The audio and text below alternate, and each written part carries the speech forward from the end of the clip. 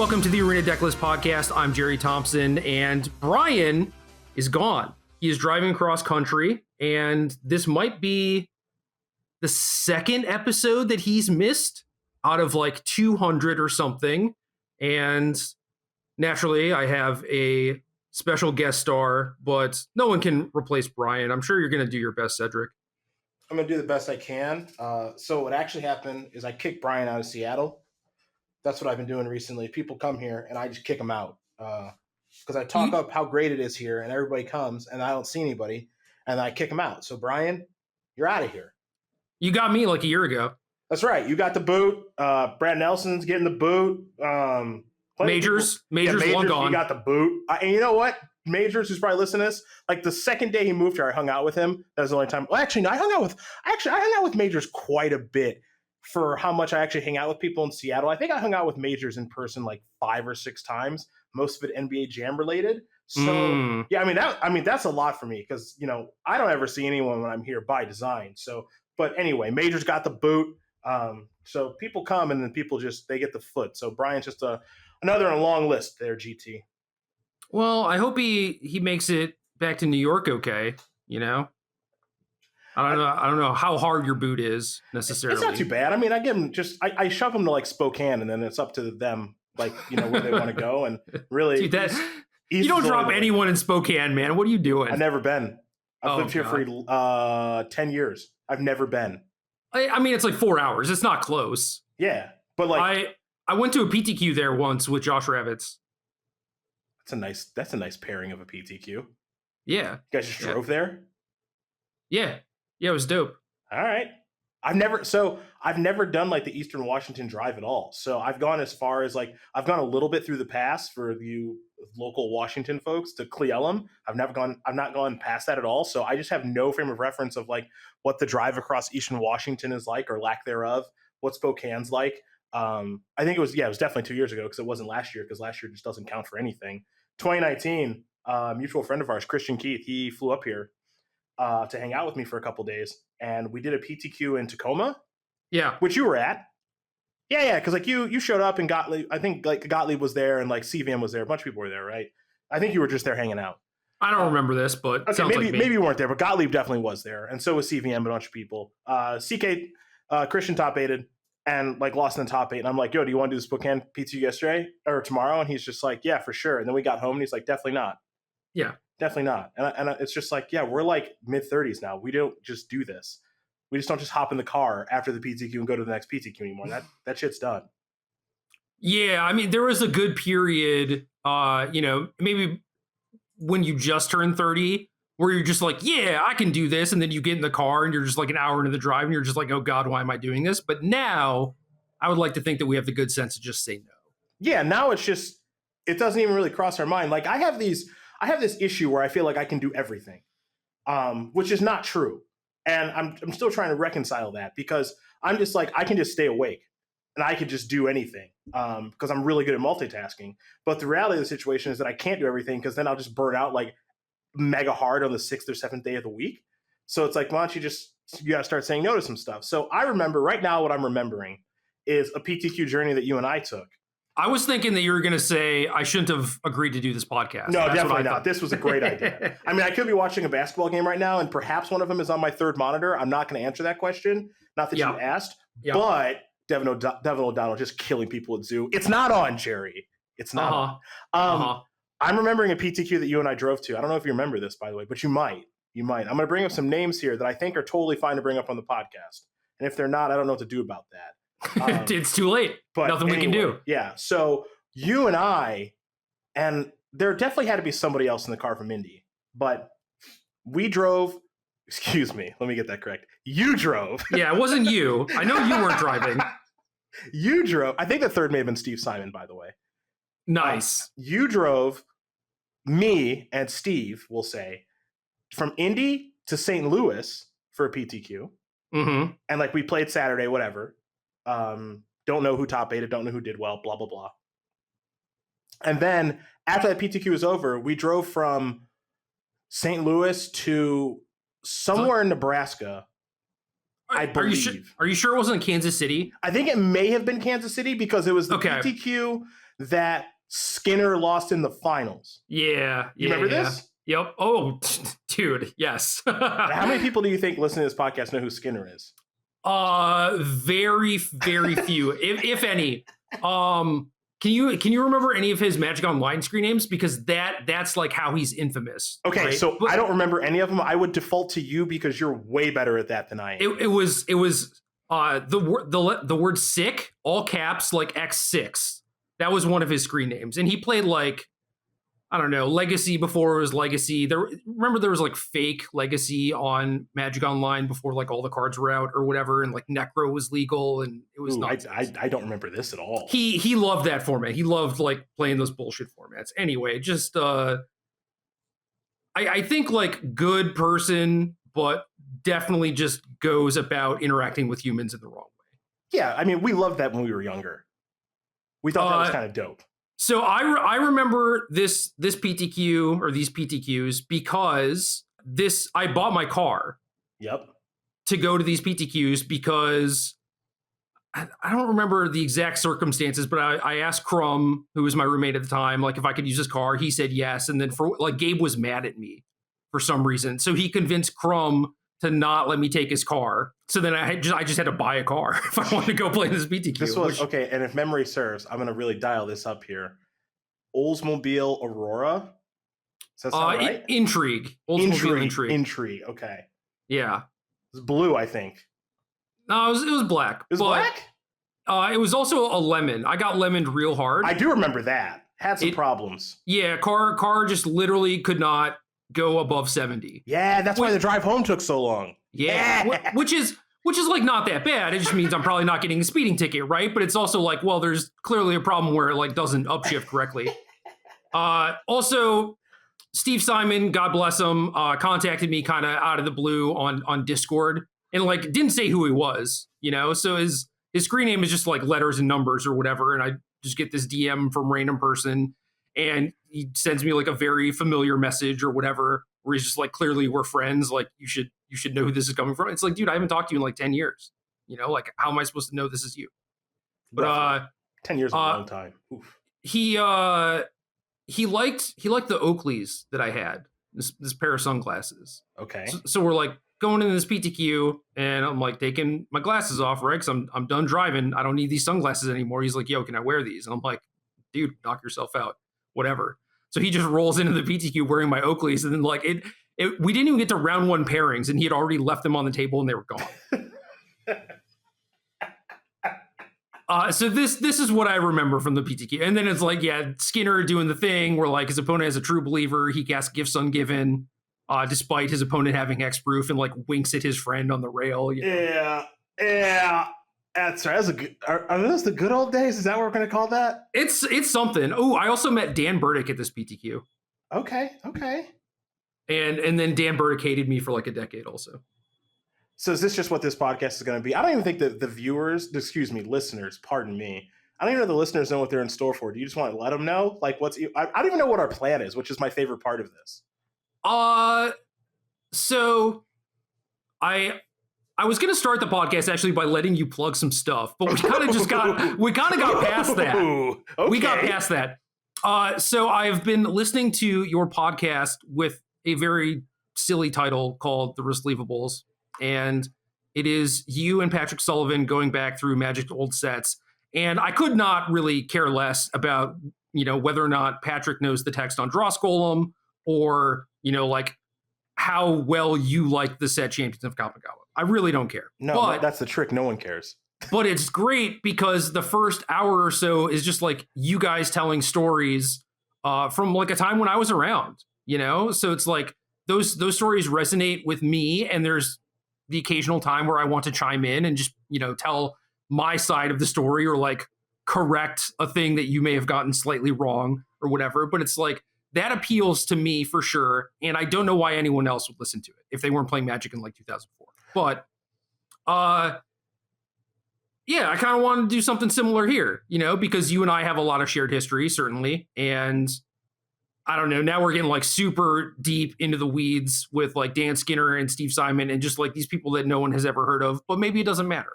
Yeah, so this is the thing I've learned from doing this podcast. So originally, the original version of this podcast is done by Bill Simmons and his team at The Ringer called the Rewatchables, in which they go over old movies that you might be watching, the movie channels or just browsing, it comes on or whatever, and beloved, maybe yes, maybe no, whatever, right? That's what this podcast, The Receivables, is conceptualized off of. The thing that I realized once we got like 5 or 6 episodes into this is that story time is the best part of the podcast.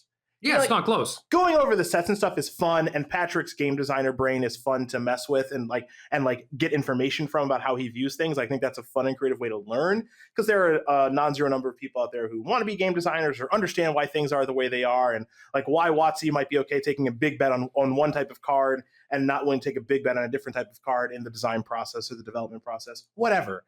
I enjoy that stuff. I enjoy doing the award show and hearing from Patrick, and then occasionally testing him to see if he knows cards from way back when, which I know for sure he's not going to know. So I try not to embarrass him too much, but I do find it to be humorous. He's pretty good at it. A lot of that stuff, like, I'm just like, yeah, I'm 5 for 5, obviously. Like, I know all these cards, right? And so I think I do pretty good on it. It would be fun to actually do it with you. Yeah. Because like we have these weird brains where I think we just kind of remember every card. Yeah, like the last episode, we were like, for whatever reason, we were doing like the Betrayers of Kamigawa one. I just had Skullmane Baku just right there. Why, I don't know. It's just like, I didn't even play that card that much, but I even had like the artwork in my brain as we were going over the Baku cycle. And it's just like, I don't know why I know this stuff, but it's just implanted in my brain for the rest of my entire life. Yes, some of that stuff I've forgotten for sure. Like, so for example, this PTQ that you're talking about, I knew that it was me and I knew that it was Steve because Steve lost my glasses, so I remember that. But I did not remember that you were there. Yeah. I was there. I played Heartbeat, did bad both tournaments. I think Shield won one of the tournaments. Brandon Shield, that is. Well, Skinner scooped him in the finals of that. There you go. That PTQ. Right. So. Yeah. That's what happened. So, but I mentioned all of this because one thing that I've kind of realized over the course of doing the Receivables is that story time is the best part, even for people who don't know the stories, because they just like to hear people talk about things. For people they enjoy listening to, they like to just hear them talk about stuff. Magic is a commonality, so they're happy to hear about that. And then people care about the history of the game in some respects. So even though they might not know the characters of the stories that we're telling, like Dan Skinner, like Brandon Shield, like Steve Simon, they just they like to hear people just kind of talk about stuff, who they enjoy listening to talk about stuff, which is also a thing for me when I'm listening to the podcast that I listen to. And then we're also in this weird world right now where like competitive Magic is in this very strange spot where like people who enjoy competitive Magic, which is a lot of your audience, a lot of my audience, can't like go play. So they just kind of want to hear about the thing that they enjoyed doing previously that they're looking forward to doing again. So it allows you to kind of talk about that stuff as well in a meaningful way. So kind of have hit like some purposefully, some accidentally, have kind of hit like a niche that people are really enjoying. And obviously Patrick and I are having a blast doing it Sunday evening. So good. Winner. Awesome. What else do you want to plug, I guess, since we're at that part of the show? Shirts. Somebody buy one, please. CoalesceApparel.shop. I was going to ask them allowed to I'm just going to do it anyway. You can just edit it out if you want to. CoalesceApparel.shop is the website. Buy some shirts. Use some of the promo codes that are out there. Get 10% off. Maybe I'll sponsor this podcast one day. Jerry and I will have a conversation about that at some point. Who knows? Maybe I'll make you a shirt, Jerry. I'm still waiting on that Jerry t-shirt. How's that sound? We'll make you a shirt and you can plug it to your people. No, I'm actually having a lot of fun doing all the shirt stuff that I'm doing. So that's been really enjoyable. Other plugs, StarCityGames.com, which I'm never heard of it. Online content coordinator for it. I'm Jerry's boss. As you know, I'm very, very mean. You can be. As a boss. You can be. Just not to me. I am excruciating. I'm only mean when your deck lists are less than 75 cards, Jerry. Hey, man, it happens, you know? I'm getting old. The brain function's going. I swear to God, like I quadruple count my deck list every single time. And then inevitably, like I submit the article, I go to sleep, and I just assume that I'm going to wake up and you're going to be like, this one is 58 cards or whatever. Sorry, 73. Like, God damn it. 73 again. See, the thing that's quadruple count them, dude. I promise you. Well, actually, so first of all, it's very easy to count the deck list. I have a method on my keyboard in which I count the deck list with how the numbers are on the side over here, like on the far right side. Yeah. Yeah, I just go, obviously I have Noomlock on, and I just go down the deck list, and I can just hit each number and the plus sign without looking, and it takes me like 4 seconds to go through a deck list and be like, yep, 73, yep, 75, or, 90, 95 if it's a Urian deck, right? So anytime someone screws it up, I'm just like, yo, it took me 3 seconds to check that. I wish you would have checked it. But nobody's perfect. Listen, so I do a lot of my writing on laptops, so I don't have like easy access to like number pad or whatever. All right, that's a beat. That's, it's not a great excuse, right? Not really. And I would like to say that I pride myself on my ability to count to 60. However, there's also a story that I may or may not get to that involves me not submitting a 60 card deck list. But here's the thing I'll say too, because like I'm never like upset about it when someone doesn't submit the right number. Like it's a minor annoyance because it's actually worse for the person, because I have to message you and you have to go like, damn it, and figure it out what you missed or something. And so it's actually taking up more of your time than taking up of my time. But the thing that people don't realize is that when it's like less than 75 cards, when it's not 60 plus 15 or 80 plus 15, someone who's reading the article will send an email or ping me and be like, hey, this deck's missing 2 cards. And it's like, how does someone always notices? Oh yeah. Yeah. Without fail, they're looking at the deck list, they're scrutinizing it and not giving a shit about what's in it. They just want to, find a mistake somewhere. Yeah, or they just like try to like click upload to Arena or Magic Online, and it's just like deck short. I'm like, yep, all right. So that's why I actually just catch it every time, and I'm like, yeah, all right. Well, I don't want to have to deal with the random person who's consuming this content to be like, hey, this deck list is 72 cards, and yeah. So it is kind of is what it is. Anyway, I'm the online content coordinator of Star City Games. I'm in charge of all of the published articles, all of the podcasts, all of the video content, all of the news that's published on the website. Basically, anything that you would read and consume on the website, I'm in charge of, which is a lot of shit, but I enjoy it, I think. This is my 8th year of doing it. So there's that. I'll be doing commentary of the Strixhaven Championship by the time you're listening to this. So tune in, or don't, but we prefer if you did. So there's that. Do I do anything else? I don't think I do anything else right now. I don't work at Ultimate Guard anymore. I don't do anything else. That's it right now. Lazy. That's enough. You don't have enough. 7 jobs anymore? I think that's enough. It is enough. It's more than enough, in fact. Yeah. Moonlight on the occasional podcast, Oh, yeah. Sometimes I do my own podcast, very rarely, because I just don't have much time. I stream occasionally, but really not anything resembling regularity, because why bother? Ooh, good segue. I tweet. I know you tweet. I tweet sometimes. What's the segue? Take it away. It's your show. Segue is we are going to be loosely talking about Modern Horizons 2. Yes? Hell yeah. And I know that, the last few years, you've been like playing some Arena and qualifying for stuff, playing some Magic Online cubes, but like you never really dabbled super hard in Modern for whatever reason. Does this set change the needle for you one way or the other? All right, so I'll be honest.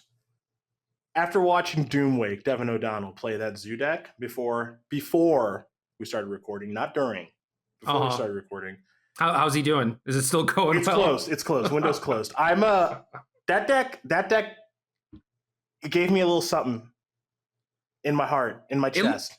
It looked really bad. From my perspective, it looked really bad, and I was like, I'm definitely not going to play this. Okay, so it looked misbuilt, but it felt like there was a little something there. Like just with some beatdowns. Like just 2-mana 4/4s and Territorial Kavu and Scion of Draco and stuff. Like some good beatdowns. I love a good Tribal Flames, so that's nice. All well and good. The mono red Hollow One deck that he was playing also looked kind of good with Asmore and some other stuff. Like conceptually, like they also misbuilt. Also misbuilt. Yes, also misbuilt. But I don't expect him to get it right away. He'll have it right in like 4 days. Yeah, but it's hard. So like I like Modern quite a bit actually. I just never really had much of a reason to play it because, by the time Modern came around and where my competitive career was at, it was long gone. Yeah. So I dabbled in Humans and stuff and did well enough with that. And I won a PTQ with Hogak because they were just giving out envelopes if you registered the deck. We can talk about that at some point. I forgot about that. Yeah, we can talk about that card and that tournament experience at some point. I've got some fun stories from that. I like Modern a lot, and I'm glad. I like these type of sets, and the fact that they're injecting a ton of power into the set. Because here's the thing about Modern, I felt this way for a really long time. People like to complain about Modern and like its power level and everything. That's not what they're complaining about. People are upset when they don't get to do their thing. That's all. Yep. Because when they're playing Modern, if they get to do their thing, they're never going to complain. Like if I get to kill you with Storm on turn 3, they're not going to go, this is dumb, but I guess I'm going to do it. They're going to go, dude, this format in my deck is sweet. I played Electromancer and they died the next turn. It's when they get killed on turn 3 before they got to do their thing where they're like, this format's stupid. But you know what you're signing up for when you register in the format, or at least you should. You're not registering for these tournaments at random. You know that the format's degenerate and has been since literally day one of the format. So just embrace the nonsense because that's what the format has been for a decade. And it's awesome. That is one man's opinion. Okay, well, I think it's awesome. No, it has gotten much better the more answers that they printed for things. Because before it was like, oh, you play this matchup and you just feel completely helpless. And now, for example, I think like Jund versus Tron is a pretty good example of a matchup that was like 90-10, and there wasn't really anything you could do. It was like, yeah, you board in some Fulminator Mages or Blood Moons, or you still lose, right? Yeah.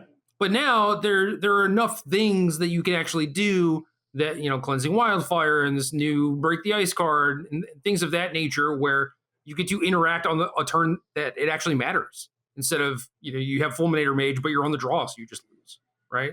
Yeah. So there are things like that where it's like, if you're playing Jund and you really want to hammer them, you can. And I think that aspect is cool where you actually have agency, even though the games themselves are kind of like two ships passing in the night, right?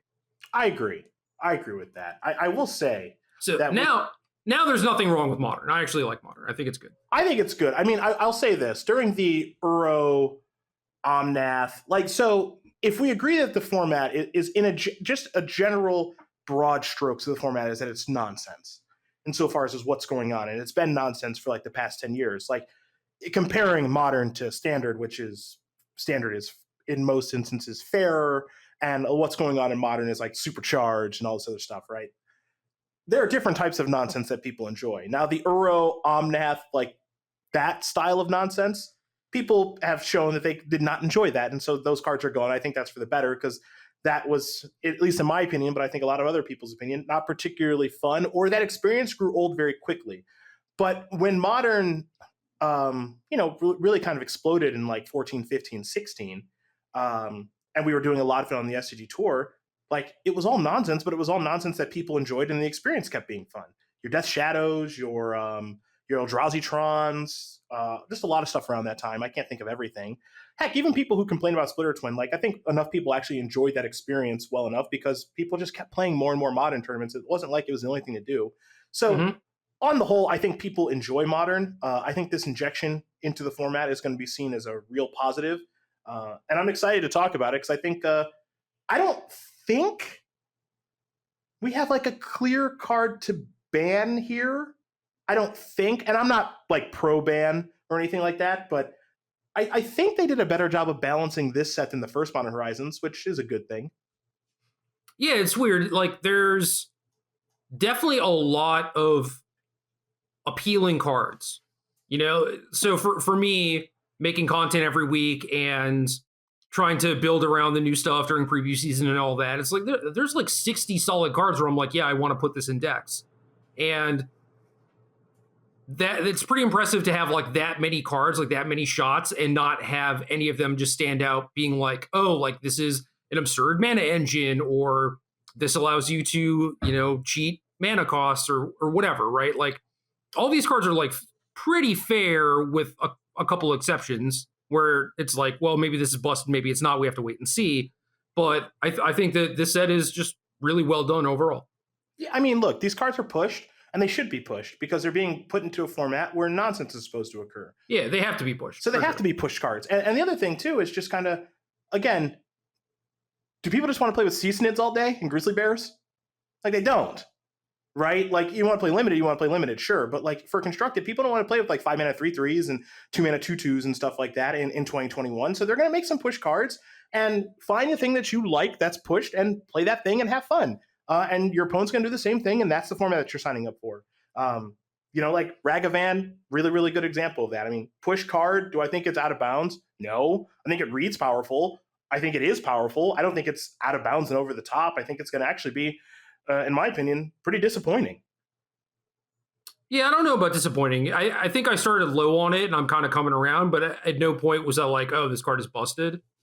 But I'm at the point now where I'm kind of seeing what other people are seeing, and I do want to start putting it in decks, at least more than I did on day one of previews or whatever. So that's good. But yeah, I mean, Ragavan's a perfect example of a card that does something unique that, we haven't had in Standard, we haven't had in Modern. It is appealing. It does ask you to like build a bunch of different decks with it, which is awesome, but is probably not busted. And it's really hard to come up with designs like that. And I think that this set does a very good job of that. Yeah, I think I think Ragavan's a good example as far as this conversation, and we're going to see about these elemental incarnations, right? There's all this conversation around grief. There's all this conversation around solitude, some conversation, around subtlety. I don't think enough conversation around fury and endurance. I think those cards are better than they read initially. And when you're comparing them to the other ones and the order in which these were also previewed, the last two are going to be kind of the whatevers, because they don't read as powerful. But we're going to find out, like, because that's the cycle of cards that I think stand out the most of, like, these cards are insane.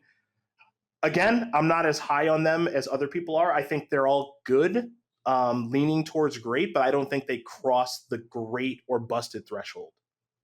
I think you have to do something to remove the drawback a little bit, or in the case of like subtlety and solitude, like maybe it's just like, this is an answer like where you need speed. It's like a matchup where you need speed rather than card advantage. Like if I'm playing against Burn and I have access to either one of those cards, like I'm snapping it off on your turn one Goblin Guide, and I'm super happy about that, right?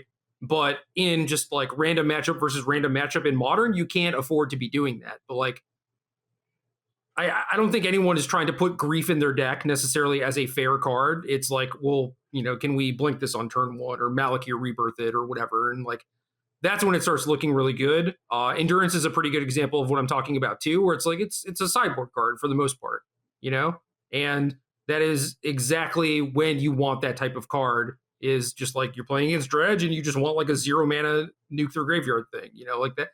It being 0 mana matters way more than you having an extra card.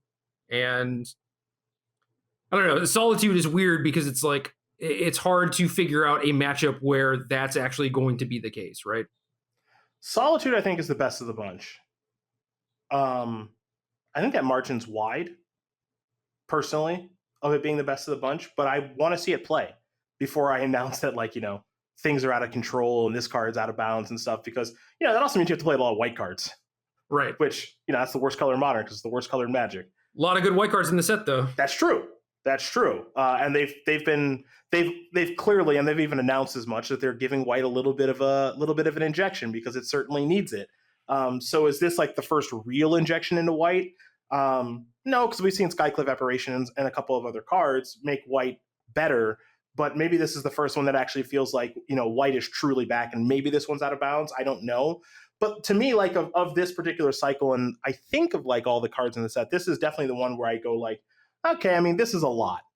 Like, Solitude is a lot, where I don't feel that way around Grief and a lot of the other cards here. A lot of the other cards in this set, again, much like you, I feel like they're really, really, really good cards, and they're push cards, but they're not out of bounds, like Hogak and you could argue Urza was.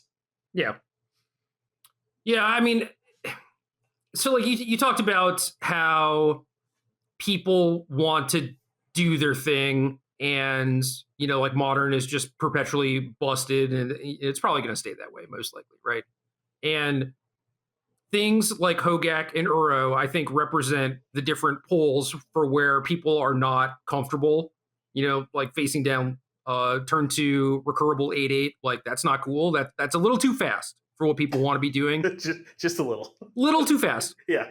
And Uro is just like, God, why can't you just kill me? Like if they got Splinter Twinned on like turn 5, they'd be way happier than just like, I have to play this game until turn 10, even though I know I'm going to lose, right? And I think that this set is more so in the confines of like the happy spot where it's like turn 3 to turn 6, like you're playing some actual good Magic. But the outlier there is like Grief Ephemerate, right? Well, like that was the one thing that people went to a lot, where it's like the game could just end on turn 1, you know? It could. It definitely could. Again, I'm going to be curious to see how those deck lists do come together, because could very easily get proven wrong here. You know, like there's a very Tibalt Cosmic Imposter feel to that. Yeah. To Grief. Yeah. And so, you know, another good example. Yeah, where it was just kind of like, okay, so is this Tibalt thing like actually that good? Because you have to really contort your deck. And I know you were on this pretty early, and some other people were too. It's just like, yeah, this is completely not okay. And if it turns out that Grief plus Ephemerate is not okay, like that's an easy solve. You know, ice something, move on with life. But I also don't have a problem with him taking a bet on a card like that. You know, like I would rather have a card like Grief slip through as opposed to a card like or Omnath slip through. Yeah, for sure. And the thing about Grief too is, again, you know, I'm building a bunch of decks with these cards, right? Obviously, I try to build around this card. It's hard because you're trying to get enough black cards in your deck that you can actually pitch to this thing on turn 1, and then you want some backup effects for Ephemerate to not be absolute crap when you don't have a Grief. And black doesn't have a lot of good ETB stuff. Yeah. So you're like, well, you know, maybe there's some white black stuff, and it's like, yeah, there's Tide Hollow Sculler, but like that card is pretty mopey. It's okay with Ephemerate, right? But you're looking at a deck that's like Grief, some white black cards like Vanishing Verse, Vindicate, stuff like that you can pitch, and then you're just doing like a closer to a mono white thing with like Skyclave Apparition and trying to blink that stuff. And it's tough to get that configuration right. Like you're not going to have a deck that's like it's very easy to evoke Grief on turn 1 and also Ephemerate it and also feel like you have a functional deck when you don't have Grief. So I don't know. It's gonna feel really bad when it does happen, for sure. But I don't think that the Tibalt Cascade decks were just completely out of bounds because they had all the cards that they needed to make it work. And I don't think the Grief thing necessarily does. Yeah, the Tibalt thing. You had, like you said, you had everything you needed, and you also didn't have to play any bad cards, right? You were just exactly. You were just you were good cards, good mana, good everything, and had this busted thing baked into your deck. And people also had like really cool sideboard plans for when people brought in like Aethersworn Canonists against you or whatever. So yeah, it was pretty absurd. So I don't think we'll see that this time around. But again, my excitement for this set is very, very high, and just watching people play it a little bit over the course of today, it seems like people are excited about it, which is good. You know, there's some cool cards here. There's some good storytelling here. I'm pretty high on it. You know, again, we don't have a Hogak here. We don't have a card where I can just take one of your decks blind and go win a PTQ, which I should not be able to do. But so that's a good thing, I think. Yeah, I mean, remains to be seen, right? Like I don't remember people being super high on Hogak the moment it got previewed. No, not at all. Even like week 1 of the SCG stuff, people were putting it in like normal dredge and stuff like that. Like it took a little bit. And again, like I don't think there's anything in this set that's like, oh yeah, this is a 2-mana 8/8 or whatever. It's like, this is clearly going to be good and maybe we can break it. It's just like all the cards still seem pretty reasonable. I miss the big guy. Okay. I do. Cool. I do. Good for you. I do. It's so easy. So what I was trying to get at is like, do you think you're going to be streaming any Modern? What would it take? I don't know. Is there a 25th hour in the day? Yeah. You got one of those for me? Honestly, so this happens to me sometimes. New set comes out, get a little enthused about it. I'm like, yo, I'm going to start streaming again. And then that like dies after like 5 hours. It's like Christian Keith going to the PTQ. Yeah. It's like, you want to go Spokane? Totally. Nah, I'm good. The Zoo deck was interesting. There's some aggressive decks that I'm interested in like dabbling in because they've obviously pushed some things towards aggression. And I do like the degeneracy of Modern. So I could see myself, I could see myself, you know, sleeving up some territorial Kavus and Scion of Dracos and, you know, just dabbling a little. It's really silly that is what it takes to get you excited. This is like a bad Tarmogoyf. You're like, all right, I'm in. Dude, here's the thing. So I'm in. Look. Attack trigger, do something that's worth like, you know, 1/10 of a card, I'm in. You bet your ass. So when I was streaming the alt Vintage Cube over the past couple of days, people come to the chat and they're like, yo, are you excited about Modern Horizons 2? And I'm just like, no. And they're like, why not? There's so many cool cards. I'm like, because I'm just desensitized to all of it. And I don't know, like, I wasn't trying to be like a jerk or being sarcastic because it's just true. Like, it's funny though, because you'll still cube, which is kind of like what this set is trying to do to Modern, right? Is like make it a little bit more flashy, a little bit more appealing. Yeah, which is like why I'm enthused about this. And like when Strixhaven came through and like any normal base set, Ikoria or anything else, just kind of like, well, Ikoria is different because it was during the pandemic. So like I just needed something to do. But in a general sense, it was just kind of like, I don't know, the cards are what the cards are. And like, I don't really get too I don't get too high or too low about like this card's insane. This card's not insane.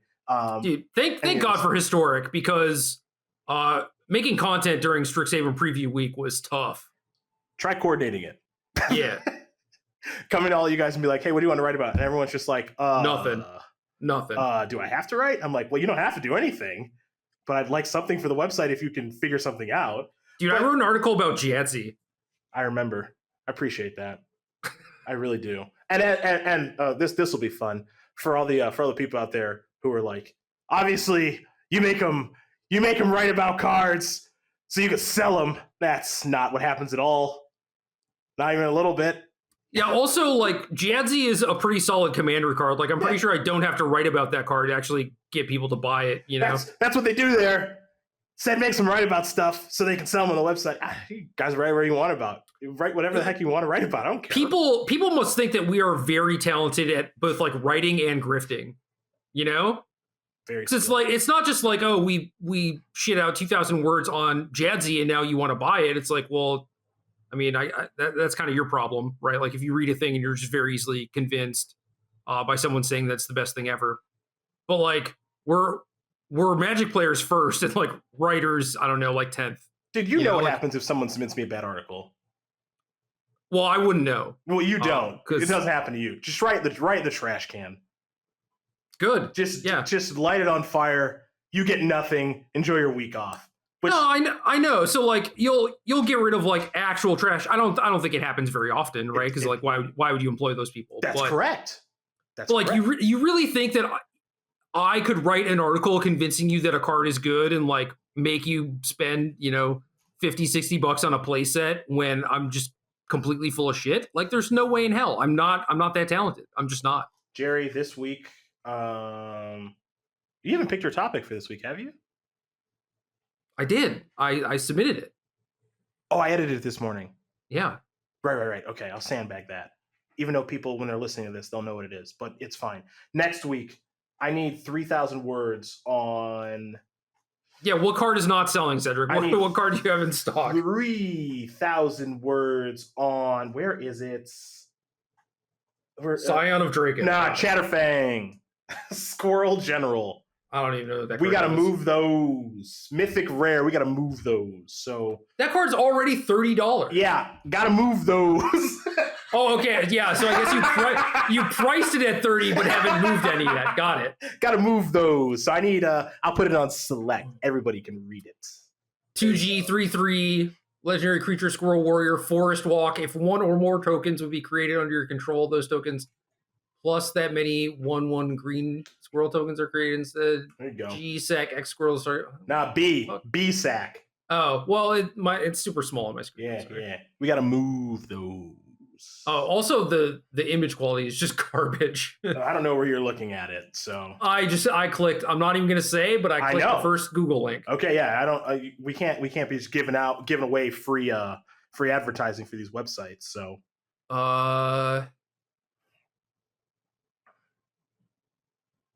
yeah, man, I could do that.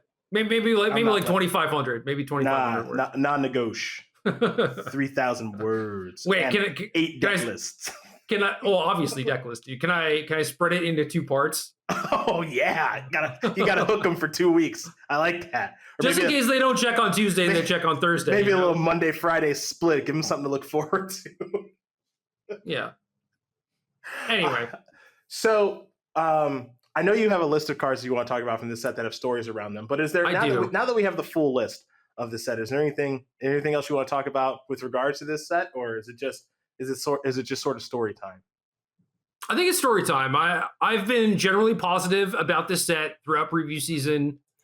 There are some stuff where I'm just like, maybe, I don't know. But then you start building around it, and it's like, okay, this is tougher than I thought it was going to be. So I think most everything is pretty in line, and everything looks kind of cool. One thing I will note, though, is that for a very long time, Modern has been a format where, for the most part, people can just have one deck and like, update it as necessary or like tune it for certain metagames or whatever. And the more that they make sets like this that do have a lot of inherent power in them, the less likely it is that you can show up to FNM with like your tier 2, tier 3 deck and like still be able to compete, which is a bad thing for sure. And like some of those decks get tools from these sets for sure. But I don't want the format to narrow in scope. You know what I mean? No, I think it's very important that Modern stays extremely wide for a long period of time. So, back in the middle parts of I can't believe I'm saying this, the last decade, you could just play Affinity for like 5 years if you wanted to. Yeah, that's fine. And that's a really, really, really good and healthy place to be. I feel like they're trying to get back to that in some regards. Like they've made these upgrades to Zoo and it looks like Reanimator and Affinity kind of, to the point where it's like, yeah, if you were to buy into Affinity now in 2021, ideally you're still able to play that archetype, or Zoo, play that archetype until like 2026. And I think that's a good place to be for this particular format.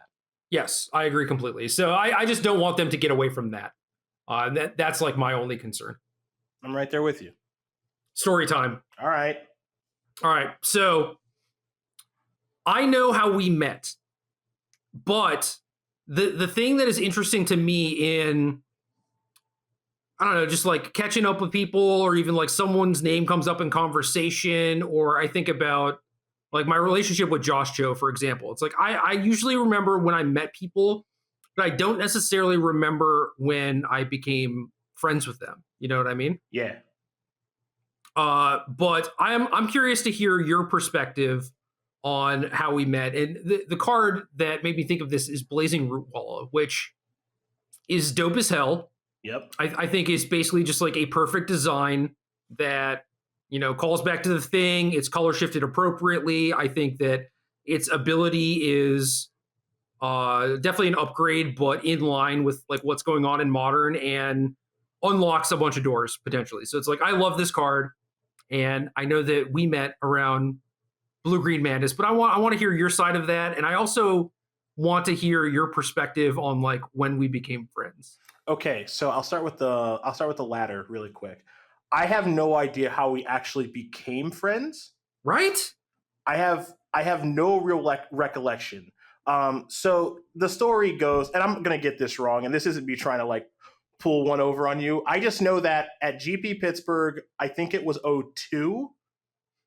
Yeah, it was Onslaught Block Team Seal. Yeah, and I have no idea. I think you may have played with Ken Burrow and someone else. I did not. I played with the Ziegler twins. Okay. I'm playing with two locals from Strongsville, and I don't know. I think I was like trying to do some trading or something, and so I think we both had trade binders, and we're like looking at each other's trade binders, and then something came up about like Blue Green Madness versus Wake, and me being like Blue Green's favored, and you being like Wake is favored, and it's like, okay, you want to play? And it's like, sure, I'll play. And I thought I was obviously the shit, and I don't know if you thought you were the shit or not, in like a cocky way, because like obviously I was an arrogant prick, still kind of Same. And so I was just like, yeah, obviously let's battle. And I pretty sure I just lost. I don't know if I don't know how many games we played or anything, but I know that you got the better of me in our exchange.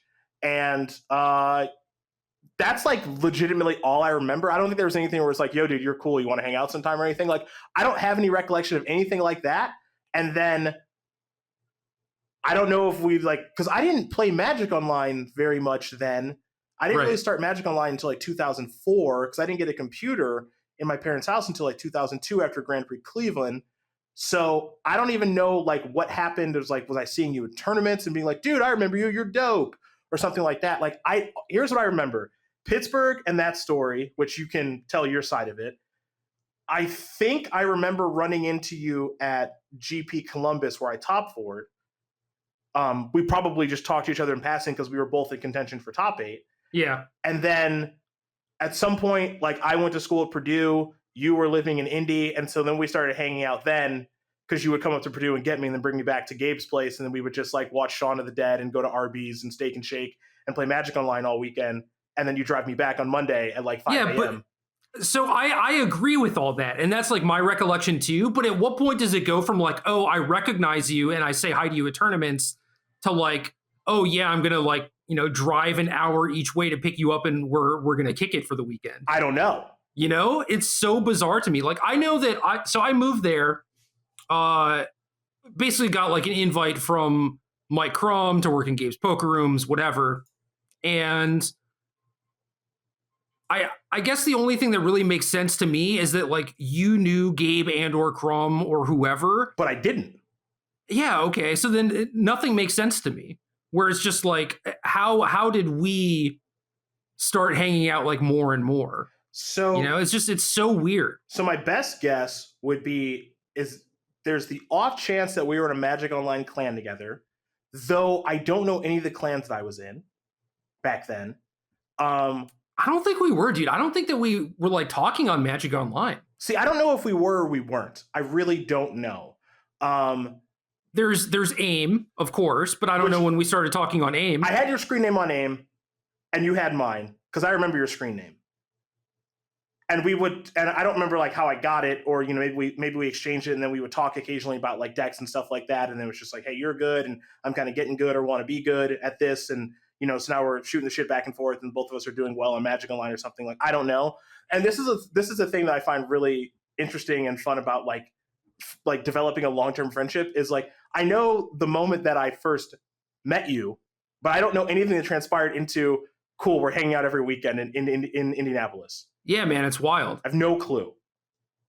Yeah, I guess the events that stand out to me are like Pittsburgh for sure when we meet, and then Columbus. Like I know that I knew you and was happy that you made top 8 and everything, and then the Pro Tour San Diego, which and you've talked about all of these on the receivables and stuff like that, right? And at San Diego, I think that we were like very friendly by that point, and that's not that much long after each of those events. So it must have just been like, we'd seen each other at PTQs or some things in between then. But that's also kind of weird because like I was in Minnesota and you were in Ohio at the time. It's not like we ran in the same circles or whatever. So yeah, I don't know. I mean, obviously the internet's powerful. And so I just imagine there was just internet conversation taking place amongst you and me and other people who were just really into Magic at that time. Because I also remember you used to run like you had at least once, but probably multiple times, had built like forums. That's true. And so, you would invite people to forums and stuff. And it's like, I mean, that's how I met Reed Duke. Is he was in one of your forums, and I played against him at Nationals one year, and I'm just like, and he's like, I'm Reed, I'm this guy in the forum. I'm like, oh yeah, I'm Seth, I'm this guy. He's like, yeah, I know. I'm like, oh, okay, cool, and then like I played him at Nationals, and that was fun. That's how I actually met Reed in person. And I think maybe his name on the forums was probably Reader Rabbit, but I mean, maybe that's how it ended up developing more over the course of those 2 blackout years that we don't understand. Yeah, see, that's weird too, because I don't remember Reed ever being in any of my forums. I do. I remember Reed being in one of your forums and not posting much. Yeah, I mean, that sounds like him. But yeah, man, it's wild. Like my relationship with Joe is basically the same, where it's like I know when I met him, and then I know at some point we started sharing hotel rooms, but I don't know how we got from like point A to point B. People ask me and Patrick that a lot. Just like, hey, like, how did you guys know you're going to work so well together? I'm like, I don't even remember my first show with Patrick. I don't. And there wasn't something where we sat down and we were just like, yo, we kick ass at this. We should like team up or anything. Didn't happen. I couldn't tell you what happened. Like, I think the first show I did with him was an invitational in Los Angeles that I think Reed beat Ben Weinberg in the finals, I think. I think that's the first show we did together. Then that was a me, him, and I think Adam Prozac show, if memory serves. And it's just kind of like, I don't know. You're cool.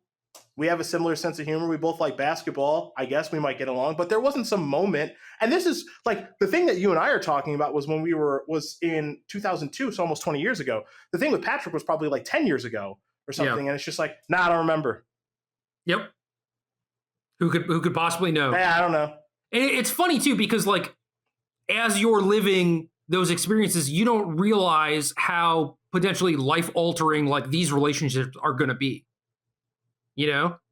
Like, yeah, you're saying like 20 years ago, right? It's like that's more than half our lives that we've known each other and been friends.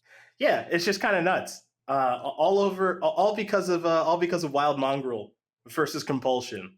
Yeah. So my recollection of that was I know that I was like playing against someone playing Mono Black, and I was playing Wake, and it's like this is way back in the day because I just wanted to battle people. I didn't care who they were, right? Nowadays I go to tournaments, I don't even play any games. Yep. So a little bit of difference between then and now. But I remember playing against someone playing Mono Black because like Zvi walked over and like made some stupid comment, and then he walked away. And then I know that we played games against each other. I feel like maybe you've told the story this way or something where like you walked up and you're like, oh, this dude's playing Wake. I beat the shit out of Wake all the time. And I think you said at some point that like you challenged me, and I'm like, yeah, I don't remember that. That sounds right. But now I have that in my head as canon. Okay. But yeah, and then I know that like for Sunday you were like looking for cards for a PTQ or something. I took your binder as collateral. Do you remember this? No. Okay, this I remember. So you're like walking around, you're like, hey, do you have this, and this? And I'm like, yeah, I got everything, man. And then I'm just like, but I don't know you. I'm going to need collateral. And you're just like, yeah, look at my binder. And I'm just like, yeah, just give me the whole binder. And you're like, what, the whole thing? I'm like, yeah. And you're like, all right. Dude, I came to game of cheers, man. Well, it was just like, I don't know if it was like a power play on my end or whatever, or if it was just like your binder sucked or something. I'm going to lean towards the latter. I think my binder probably sucked. Okay. Yeah, that might have been. I'm just like, ooh, this is still like cutting it close or whatever. I don't even know what I gave you. Like maybe I gave you the Wake deck or something. I have no idea. I don't know either. I couldn't even hope to guess what was like the PTQ or side event. Probably wasn't even PTQ, just what side event I was playing in. Yeah, it was for an iPod or some shit. Yeah, Maybe no not in 2002, but dude, a CD player. Yeah, dude, a Walkman. Dude, I love those iPod events. I miss them. I like thinking of the tournaments that we used to play in, like the iPod events, or was the Duel for Duels or something? Yeah, those were awesome. Just thinking about them now, just obviously you think about this all the time. It's like if I just would have kept the duels, because I won one at a GP where I think you just got 4 of each dual land. Yeah, I think I won one with Dredge at a GP, and like I think it was in Tampa. And I was just like, yeah, just sell them all. Here's my $500. Be able to pay for rent at Purdue now. That's great. Yep. Just no. No. There was an event in PT Kyoto where Luis was in top 8, obviously. So I borrowed his vintage deck. And Mystic Remora. Yes. Yeah. So I 7-0 this tournament with Luis's like beta power and stuff, which at the time like didn't seem that impressive. It was like, ooh, beta piece of power. It's like $1,000 or something, right? Sure. But I remember, David Ochoa getting like very, very upset because one of his opponents like kept trying to riffle shuffle his deck, and he also had like a bunch of beta stuff. He and did not like that. Yeah, I mean it's messed up, right? Yeah. So I get it. He's like completely in the right to be upset. So anyway, like I 7-0 this tournament. I get an Ancestral Recall. It qualifies me for a beta P3K like Italian black bordered 4th edition draft or something, right? And I end up getting a beta Bayou out of that tournament, and I kept it for like 2 years, but like the price never went up. So eventually I just sold it for like $100. That's eating good right there. Yeah, I was just like, yeah, whatever. I got this nice little hundo in my box just whenever I want to cash it in. Now it's like, I don't know, $1 million. Well, that's definitely how we met, quote unquote. But yeah, couldn't attempt to put the pieces together at all. Yeah, details are fuzzy, right? But all right, Beta Bayou, I'm looking this up. Oh God, why are you doing this to yourself? I'm going to your list of cards you want to talk about since you've already knocked off Blazing Root Wall. Ooh, Braids is on this list? Okay, it's like $6,000 now. But so like when it hit like $1,000, I definitely would have sold it then. Yeah, of course. Of course. It's not like I would ever cash this thing out for $6,000. It's like the people. So I was having this conversation with mutual friend Joe Gagliardi, Joey Bags, right? And he was lamenting the fact that he was considering buying into Bitcoin like 4 years ago, and then like he did, and then like it went up a little bit, and he sold it and bought a pizza. And so we were having that conversation. He was just like, I sold my Bitcoin for like a pizza. And I'm like, yeah, but like, dude, it would have gotten to like $1,000. You probably would have dipped then. He's like, 100%. I'm like, so what are you even beating yourself up over? Was the pizza good? He was like, yeah, it's good enough. I'm like, okay. Like you weren't just going to sit there and just hold it because like, because he knows who he is as a person. And it's like the same thing. It's like the value would have got like $1,000 and you're like, dope, gonna like move on from that. And all of a sudden it's like, $6,000, but you weren't going to keep it that long. No, not a chance. So you can't beat yourself up over it, which I'm not saying you're doing, but it's easy to say like, if I just would have held forever, which is what I do now. Well, now we do it out of laziness, right? I mean, partially. I just whenever a new set comes out, I just buy a couple boxes, I throw in my closet. Oh, I didn't know that. That's all. That's wild. Every time a new set comes out, I'm just like 2 or 3 boxes, bang, closet, don't even look at it. And then maybe it'll go up, maybe it'll go down. I don't care. But I think it's just a smart thing to do. That's not even like I'm a hashtag MTG finance. Just why not? Yeah, I don't know. Stonks or something. Yeah. I mean, at worst comes to worst, like if it just bottoms out or something and it isn't worth anything, I don't know, have a couple of friends over and draft. Yeah. That's your worst case scenario. You get to open the packs and have some fun with them and relive some memories. And the best case scenario is like, yo, this box is worth like $400 now. It's like, all right, sure. Guess I'll get rid of it. Yeah, I have some Battle Bond that I bought pre-pandemic that I wanted to do with some people, and it just, never came to fruition, whatever. But I still have those. I am excited to do like some Time Spiral Remastered with some people at some point. I don't actually have those boxes, but I'll acquire them. And then I was drafting MH2 today, and that's actually been pretty fun. So there you go. Why is Braids on this list? I won my first individual PTQ with Braids. All right. And my first Pro Tour was a team Pro Tour. And we made day 2, and then it was Team Rochester draft, and it did not go well. I remember a very vivid moment against this is a story where like I don't know if Patrick remembers it, but he will definitely remember it if I bring it up. Okay. My teammate T-Bulge tried to pass a mutilate through Patrick's team because he didn't realize which direction the pack was going. So it's like I'm A, he's C, we're both in black. He opens mutilate, and I'm just like, yeah, okay, not bad, right? And then he's like, you can point, but you can't communicate. So he's like pointing at some other card, and me and our third Ken Burl are just like, trying to get him to take the mutilate because the pack's going that way. But like, we don't know why he wants to take this green card and pass this mutilate. Like, we just don't understand. But we eventually figure out that he thinks that I need the mutilate more, which is correct. I do need it more. My deck is horrible. But at the same time, dude, it's not going to get to me. I'm sorry to break it to you. You're not getting the mutilate. So like with milliseconds on the clock, he figured it out and was just like, you could tell, the moment of realization and like the shock and the embarrassment and him just like trying to paw at the card and grab it as quickly as he can. But yeah, Patrick, Eugene, and Horvath just watched all of that unfold like stoically. But definitely were like laughing at us, Look at these, so anyway, kids. So anyway, the Team Roch portion did not go well. We went over. So then playing in this block constructed PTQ on Sunday and get to the finals against Osamu Fujita, who is Tsuyushi Fujita's brother. Okay. Or a cousin or something. They're related. And I remember like, I just played my first Pro Tour. This is for the next Pro Tour. Like I would like to start playing in these events. And so I want the slot. So I'm trying to figure out how I can arrange a split with this Japanese person who doesn't speak a lick of English. So I'm trying to figure out whether or not if he wins, he'll actually go to the Pro Tour, which is in hindsight very stupid considering he's at this Pro Tour in Boston. Right? Sure. But the way that I communicated this was by ripping a piece of paper off my life pad and on the back of the piece of paper drawing an airplane with a question mark. Ooh, nice. Yeah. Very artistic. Yeah. So he's just like, basically like, yes, I'm going to go. And I was like, okay, do you want to like split the money? Like, and I draw like 250 with an arrow to him and a 250 with an arrow to me. He's like, yeah, sure. So I split with this person who like, I don't know at all, right? Like if he wins, why would he ever pay me? Right? Like he'll probably just never see me again, but yeah. Whatever. It's what I did. I trusted him, So I played my very bad blue-black Braids deck against his mono-black control deck, barely beat him. And, like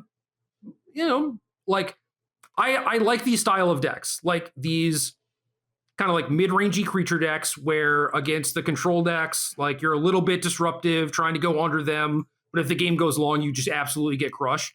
It's like, uh, how much? I know you played a bunch of Solar Flare. Like, how much did you play against like the white-black decks in that era? What were the white-black decks of that era? It was like Isamaru, Dark Confidant, Castigate. But they're like super small ball. They're just like attacking you for 2 over and over. I don't remember a ton. I don't remember a ton of it. I imagine I beat up on them a lot. Yeah, because you're like a 70-30 favorite. Yeah. But like I loved playing that matchup from the white-black side because it's difficult, but it's very intricate and fun for me. And like it basically all stemmed from like this Braids BTQ. Well, I was a Braids fan a lot when I was growing up. I remember when it was standard legal, and what was the white-black version called? It was called like Noir. I think that's what it was called. I don't think there was ever an actual legitimate Braids deck in standard. So I have a recollection of, well, okay, here's what I'll say. During that time, at regionals in Ohio, there was like you could play black white braids, you could play black red braids, you could play black green braids. I don't think you could play black blue braids because you got the ability to splash off of the Tainted Lands from Torment. Yep. You had Shambling Swarm. I think you had Vindicate in white black, and like you played Braids and then Tuco Shade and whatever, right? So, and like I can't remember what the red version gave you. The white version gave you like red was just bad. Yeah, I think it was bad. I mean, for what it's worth, I think all of these decks were bad. Yeah, but like these were playable, and I remember reading about them. I have a very strong recollection of the term Noir, Noir, which I'm probably pronouncing wrong, as being the name. That's close. Okay, yeah. for the black white Braids deck, and so I really like this deck a lot. Didn't win anything with it, obviously, but I do have a Braid story from Grand Prix Cleveland. Does it involve you getting a match loss? Not me. Okay, nice. All right, let's go. Not me. So day 2, I oversleep round 1. And so the story very quickly is I make day 2 of this GP in my hometown GP when I'm 16. I stay there until like 2 or 3 in the morning because there was a side event to play afterward, and I just wanted to keep gaming because I'm 16. I love playing Magic, right? Yep. So then Joey Bags drives me home, and I get home at like 2 in the morning or something, and then I go to sleep, and I think I put like I set my alarm in my room, and I think I set it wrong. Like, set it for PM, not AM or something, right? Yeah, Mom, dude, I still do that. Yeah, Mom comes in my room, and she's like, "Hey, Sed, your friend Adam's on the phone?" I'm like, "Yeah, what's going on?" He's like, "He says you're supposed to be at this tournament." And I wake up, and I'm like, "Holy shit!" And I like run out of bed, and my dad's like, "What's going on?" I'm like, I made day 2 of the tournament. I'm supposed to be there right now. Like, it's already starting. And my dad's like, my mom's name is Faye. He says, "Faye, I'll be back in 10 minutes. Now, the tournament site is like 15 minutes away. Yeah. Okay. We made it. I like how he's not even going to drive slow on the way back. We made it there in 8. Because my dad knew how important Magic was to me. And he was just speeding down the back roads of the city I grew up in. Because there's like a pretty straight shot to the IX Center. We got there in like 8 or 9 minutes. My dad's like, "Good luck, get in there." I'm like, "Geez, okay. That's really nice." Right? So I lose. So I'm automatically dead. I lose the first round just because I'm not there. But they don't unreg me from the tournament. So I'm still in. Right? So next round, I'm playing my horrible red-green Wild Mongrel Browbeat deck against someone playing black-green Braids, Genesis, Phantom Centaur stuff. Also not a deck. Yeah. So I'm locked. I'm Braids locked. But back in 02, you miss your Braids trigger. Well, that's a game loss. So my opponent has me full-blown. No. What was it? Was it just a game loss? Yes. And it was not a match. It was not a match loss. It was a game loss. At that tournament, they announced during the player meeting that if like the Braids rules for this tournament, or if you miss your Braids trigger, even if it's your own Braids, you get a game loss or something like that. Okay. And I remember this because I'm Braids locked, and my opponent just forgets to sack the Braids, and I'm 16. I just call a judge, and this isn't like 22-year-old me where it's like crossing my fingers. This is my out. This is 16-year-old me that's just like, "I think you missed your Braids trigger," and my opponent's like, "Damn it!" and he's really mad. Okay. So I call the judge, and I'm like, "My opponent had me had me Genesis locked, but like they didn't sack for the Braids." And the guy's like, "Yeah, I didn't sack."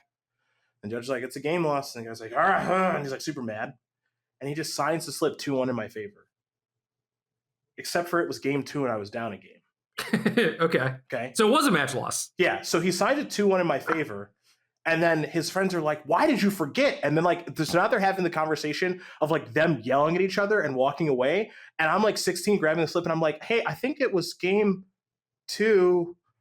But like they're screaming at each other. And I'm just like, I don't really know what to do. But maybe it was game 3? I'm not really sure. And I just take the slip up and just put it in the thing. So I was pretty sure it was game 2. But like I couldn't interject because the guy was so mad and his friends were screaming at each other. Yeah, I mean, it's a little late at that point, right? Yeah, I just didn't know what to do. I was just like, I didn't expect to win, because I wasn't calling the judge out of like, hey, I get a game, like you get a game while she loses the match now. It's just like, yeah, you're just like something's wrong. How do we fix this? I'm a child. You guys said at the tournament, like at the beginning of the tournament, these were the rules, and the guy was so mad. Yeah, he's gone. So I hope that person still is enjoying playing Magic somewhere. But that's my Braids story, and I'm glad it's back in Modern Horizons 2, even if I think it's completely outmoded for the format. I think Braids without the rest of the set would be a tight addition to Modern, but now after like seeing some of the games, I'm just like, yeah, Braids it's not even close. I don't think it's anything. Which is sad. It's sad. Another card that is pretty similar is Upheaval. And I like this card a lot, probably too much. The second draft in the format I pack one, pick one, an Upheaval. Was pretty pleased with myself. Immediately got past the second Upheaval. Somehow, okay, so you don't want 2 in your deck, right? Oh, I took it. Okay.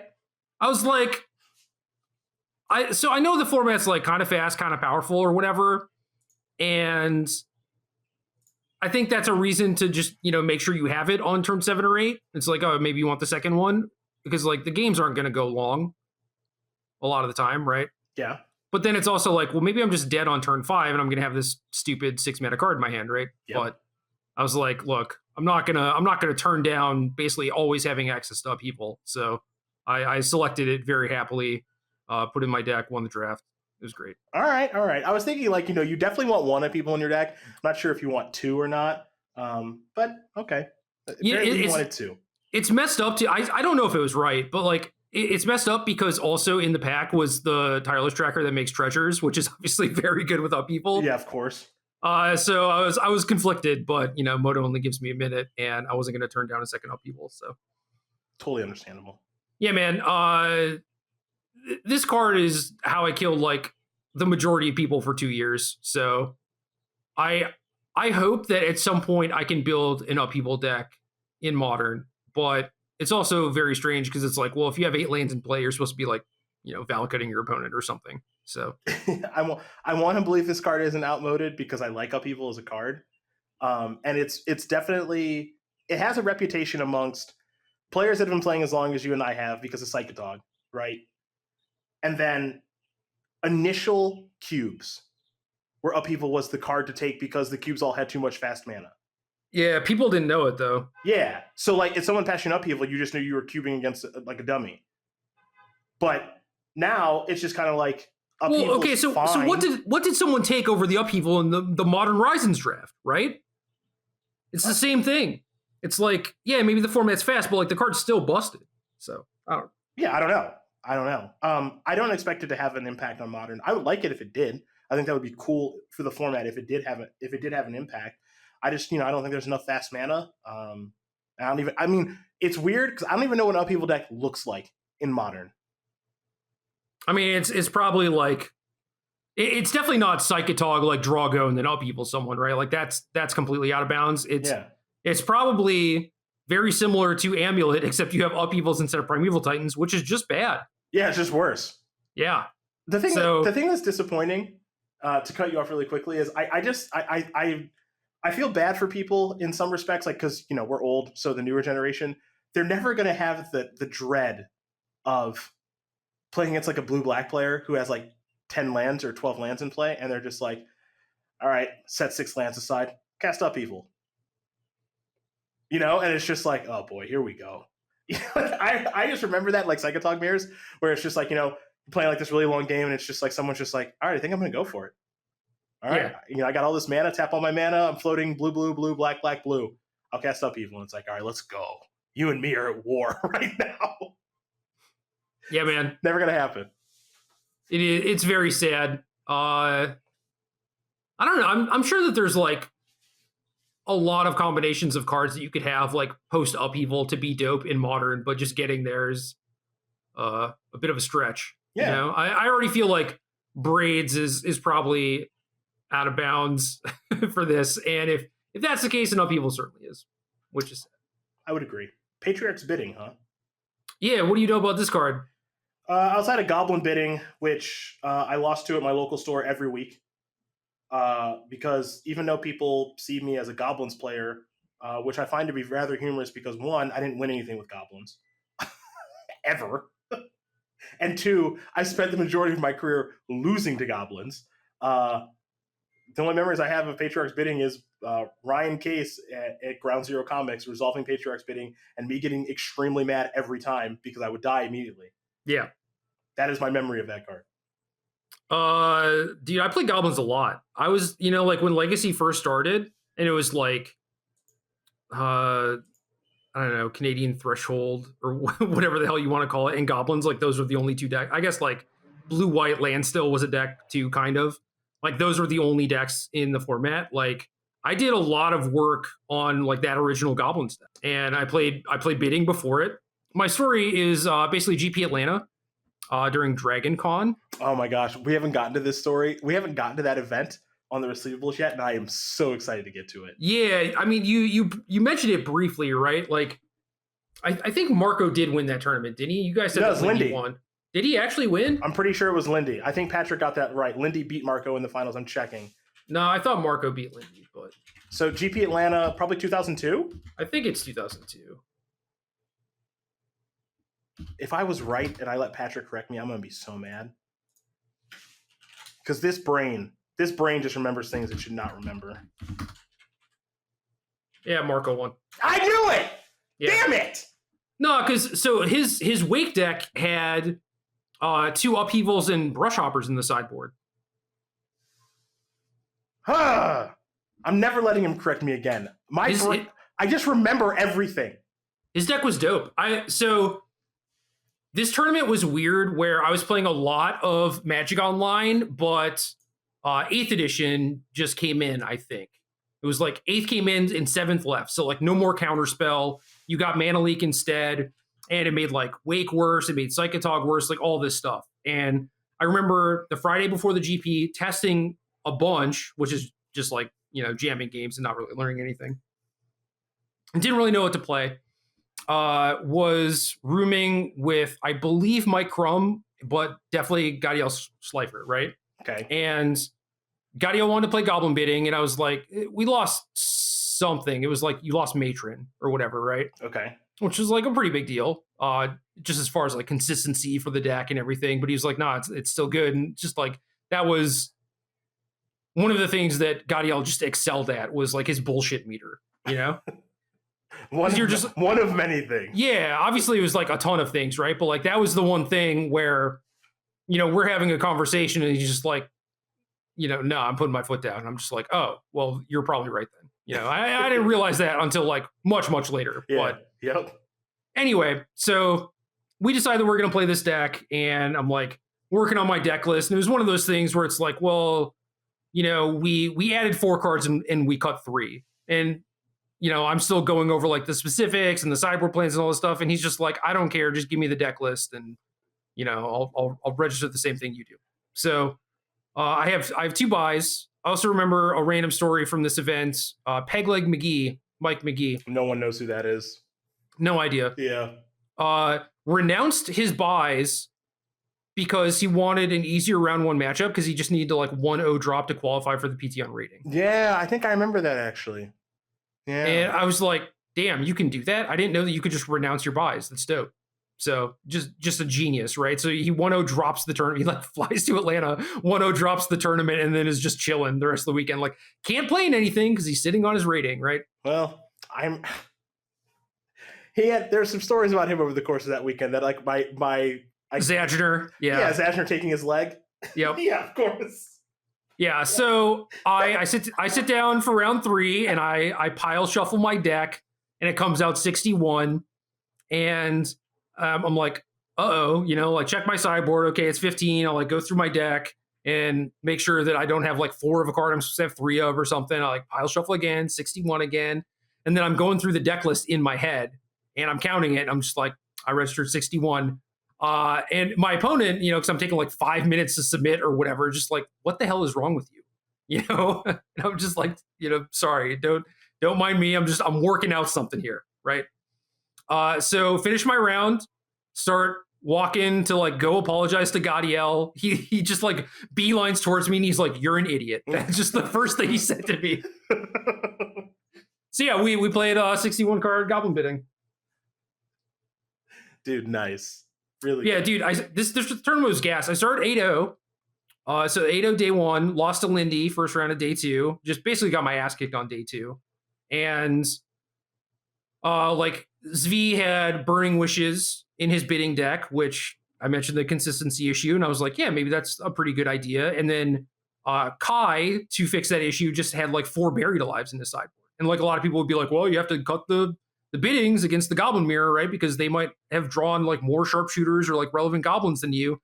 And Kai was like, nah, I keep them in. I just play Buried Alive and I play bidding. They die because you get like War Chief and 2 sharpshooters or something. I'm just like, this guy's smarter than everyone. Yeah, and I'm just like, damn. Like these guys are smart, right? And then like one of the decks that I was testing on the Friday before the tournament was Wake, and I'm just like, has this problem, this problem, this problem, and like Marco just fixed all the problems with his deck too. And I'm just like, holy shit, dude. When I don't have anything else to say specifically, excuse me, on Patriarch's bidding or Goblin bidding. I'm thinking of that event, GP Atlanta 2003, and what it during Dragon Con. Yes, what it took for me to even be able to go to that event, which is I won a Grand Prix trial for it, and I had to, and I actually did this. And my mom's never going to know because she's never going to listen to this podcast. I created a Hello, Faye? Yes. Yeah. I created a fake letter from the DCI. Okay? On my computer. I made a fake letter from the DCI or Wizards of the Coast, one of the two. I can actually see it now, taking the Wizards of the Coast logo from their website and putting it onto the Word document that I made. And then I put it... I can't believe I did this, but I totally can. I put it in an envelope and then put it in the mailbox with the mail. And my parents opened it up and they said, yeah, no stamp. No. Open it up, and it's just like, oh, what's this? And it's like, oh, I don't know. Let's take a look. And it's just like, dear Cedric, we need to know if you're going to use your 3 buys for Grand Prix Atlanta so we can prepare appropriately for the attendance of the tournament or something along those lines. Yeah. That was the big plan between me and Kyle Bodie of Driveline Baseball fame now, because he also won a trial for that. So we were going to go together. And my parents weren't going to let me go. And he was like, let's try this. So, craft this whole thing. And my parents were like, well, I guess you can go, but like, who are you going to go with? Whatever. And so Kyle had to come over to my house and tell my parents like he's going to take care of me, all this other stuff. And then we go. And we stayed at an airport. We stayed at a hotel by the airport. Probably far, right? Which is kind of far, yeah. Yeah, Atlanta airport is like not close to anything. Yeah, it's kind of far from downtown Atlanta. Not like crazy, but far enough. And that was the first time where I was truly exposed to like being in an event and just seeing like, yes, Zajner take Pegleg's leg. And some people were playing, I don't know if you remember this, a game called Belt. Yeah, Gabe and Osip. You remember Belt? And Antonino, yeah. Belt? That was a game. And I was just like, this is the best thing I've ever done in my entire life. There were like 10 people that should have just gotten banned from the DCI in that event. I don't know why it didn't happen. So we're not going to go over the details of the game Belt, but I'm just going to leave that up to the listener's imagination. Can you imagine if someone played Belt at SCG Worcester? The event's over. Everyone would go home. I would assume that like they're very heavily intoxicated. Yeah. And in Zajner's case, like he might have been, like was likely intoxicated on something, right? But like Gabe, Osip, Ant, like no, they were just stone sober, and I know that for a fact. Just kids. Yeah. I don't even remember everything that happened at that event. I know that I personally went 0-3. I played a blue-black Braids deck that was horrific because it couldn't kill the opponent. Even once you got the Braids lock, they could break out of it because our clock was Shadow Mage Infiltrator and like some other 2-mana 1/1, a Mesmeric Fiend, right? So you just couldn't kill anyone. There were multiple times where I had people Braid locked and I had to sack my board away, basically. Yeah. Yeah, just a wild time. A wild time. Magic tournaments are not I don't know what it's like for the younger generation now because, don't run in those circles at all, but my goodness, were they wild when we were coming up. I remember like getting into the con area and, just like walking around for a little bit. And I don't know, it's mostly like Star Wars and Star Trek stuff, which was like not really my jam as far as like, what people were cosplaying and stuff like that. And, like I was definitely like into comics and things like that, but I didn't see like a whole lot of that. It just like wasn't in vogue or whatever. Around that time for people to cosplay that stuff. So I'm just like, oh, these are like, not really my people or whatever. So I'm just like walking around and I'm just like, yeah, I'm not really feeling this, like me and these people like don't like the same stuff, right? And then a dude dressed as a Klingon who was like way taller than me. And like I was, kind of tall. I was probably like 5'10" or something around that time. And just like smashed into me and then like growled, like got in my face and growled at me. Oh boy. When I'm just like a literal child and I'm just like, yeah, fuck this. Like cons are stupid. I hate cons. Like I'm never going to another con again. Yeah, it was an interesting experience. I'm glad I went. I saw some things I couldn't unsee, and I'm glad that happened. That's the only Dragon Con I've been to. Same. Yeah. Probably the only one I'll ever be at. Not my scene. I don't know. So like now I'd be down. Now I think it would be dope because I hate cons. Okay. Too many people. Well, yeah, obviously. I mean, I have to spend half the time in the hotel room or whatever, but yeah, I'd rather just stay at home. Like GPs and stuff like that doesn't really bother me. Like I've got like my own little corner and stuff, and like Magic tournaments. I don't want to say I'm left alone, and it doesn't really bother me if people say hi and stuff. But like just a con, like a Comic Con or like a PAX or something, it's just like overflowing with people. It's like I'm good. Nah, they're cool. I like them now. Yeah, no, maybe my opinion will change, but for now, and I haven't been amongst people in 14 months, so maybe I'll be dying to see people now, and let's just live while we're allowed to live, because we couldn't live for the past 14 months. So maybe my opinion will change. Yeah. All right, tell me about Imperial Recruiter. All right, happily. Alurin. There was a time in, pretty sure it was 2010. Pretty sure 2010. I was, playing a lot of Magic Online, broke. Playing Magic Online was actually just my job at the time. And so I had finished college, would not use the word graduate because I didn't do that. So I just say I finished college because You're close, man. I was all set. Close is not bad. And I was just I was still living in my apartment, living out my lease in Purdue. And so I decided I was just going to play Magic for a living. Let me tell you, not the most profitable thing to do, but you spend your time however you want to there, kids. Dude, I did it. Good for you. Good for you. I did it too. Barely got by. At some point there was a Legacy GP coming up in Columbus, and I decided to start getting ready for it. And I was playing Alurin. I was borrowing cards, I remember, from Josh Clador. And, I won like back-to-back premiere events on Magic Online with the same deck list, which is a big deal back then. It's like nothing now, but back then, because there weren't a lot of Ps or anything, like if you want a D or a P, but more importantly a P, it was like, holy crap, let me take a look at your deck, all this other stuff, right? So I won back-to-back Ps with Alurin, and I was smashing like in queues with Alurin. I'm like, okay, like got the deck, broke the format. A bunch of people are just coming to me and being like, what about this? What about this target? How do you go off? How do you go around all this stuff? I had all the answers, right? And so now get to Columbus, and everyone's just like, yo, can you find Imperial Recruiters or anything? I'm like, I've got my 4. I don't know how to get any more. So now there's this search for Imperial Recruiters and Dreamstalkers and all the cards to go off, right? I go 03, 06 so fast in this tournament. And it's funny, too, because a lot of the stories I tell are me going 03, 06. So it's a wonder how I've won any matches of Magic at all, and how I'm respected as being anything resembling a good competitive Magic player. Because so many of my stories are just like, I was doing really good leading up into it, and then I didn't deal point of damage the whole weekend. But I go 03, 06 in this tournament. And then I also have people coming up to me and being like, how the hell do you win with this deck? Yeah. I don't win ever. I'm just like, I don't know, man. those P's, I beat a bunch of really good people, and I won back-to-back. Like, we can't argue those results. They're right there. And everyone's like, I know. Maybe you're just getting really lucky. And I'm like, I don't think so. Like, I think my deck is really good. And, did horrible. And Imperial Recruiter is a card that I don't really have much interest in ever partnering up with again. So, I'm not sure why I thought this was a good idea, but I also played Alurin in this tournament.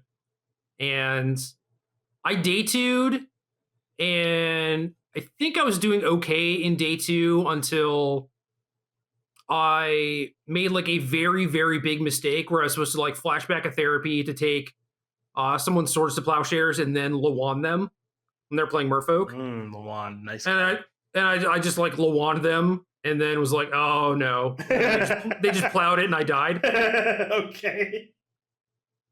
So yeah, that was against Donnie Peck. I remember that. And then just like the wheels kind of fell off from there.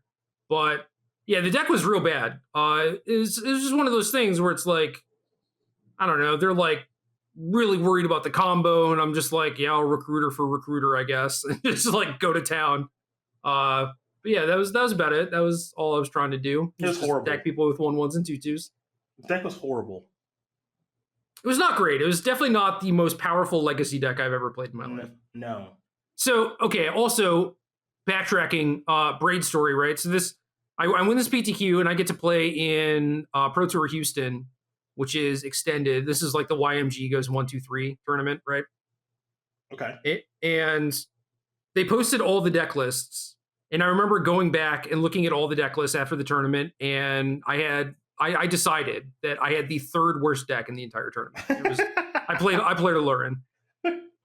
So, like Todd Anderson swears off like Ornithopter, like he's never going to register Ornithopter in a tournament again or whatever. It's like I'm like that with Alurin. Yeah, I'll probably never do it again. There's like a little allure to it because it's not even a 1-card combo.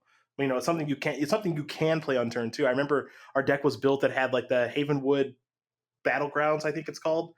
Yeah. City of Traders. So it's like, we could just learn on turn 2 that Imperial Recruiter, they're dead. And it's like, yeah, but that doesn't ever happen. So... Yeah, force, days, wait, like literally any card. Yeah, any discard spell, anything. Okay, cool. But, dream big. Yeah, you could. And it's like, yeah, if you do that, though, and you get days, you just lose. Like, your lands just don't exist anymore. You like Armageddon yourself to try and do this. And it's like, ugh. Yeah, I'm gonna daze that. That's the second most registered card in the tournament. Cool. Yep, nice. Cool. No more Alurin. All right, don't let me. It looks good now too, because it's like, oh, you get like Baleful Strix and Shardless Agent. It's like a fake Shardless Sultai deck or what? No, don't do it. Just don't put Alurin. Just don't play it. It's fine. Solitary Confinement. This card like kind of sucks, right? Like, if there are decks that exist in Modern that can Confinement lock you, that doesn't seem very fun. So I'm not sure why this card is in the set, except for like there's Vindicate, Vanishing Verse. There are more things that like kill enchantments that you're not embarrassed to play main deck. So maybe that's okay, but I still think it's potentially messed up. Nah, so I hate this. So the first handful of cards we talked about, Recruiter, Bidding, Upheaval, whatever, they're all fine to me. Like I understand that Solitary Confinement comes with a cost in deck building, but the experience of being confinement locked is not fun. There's a lot of ways to confinement lock people. I understand that there are ways to blow up the confinement. There's no arguing that.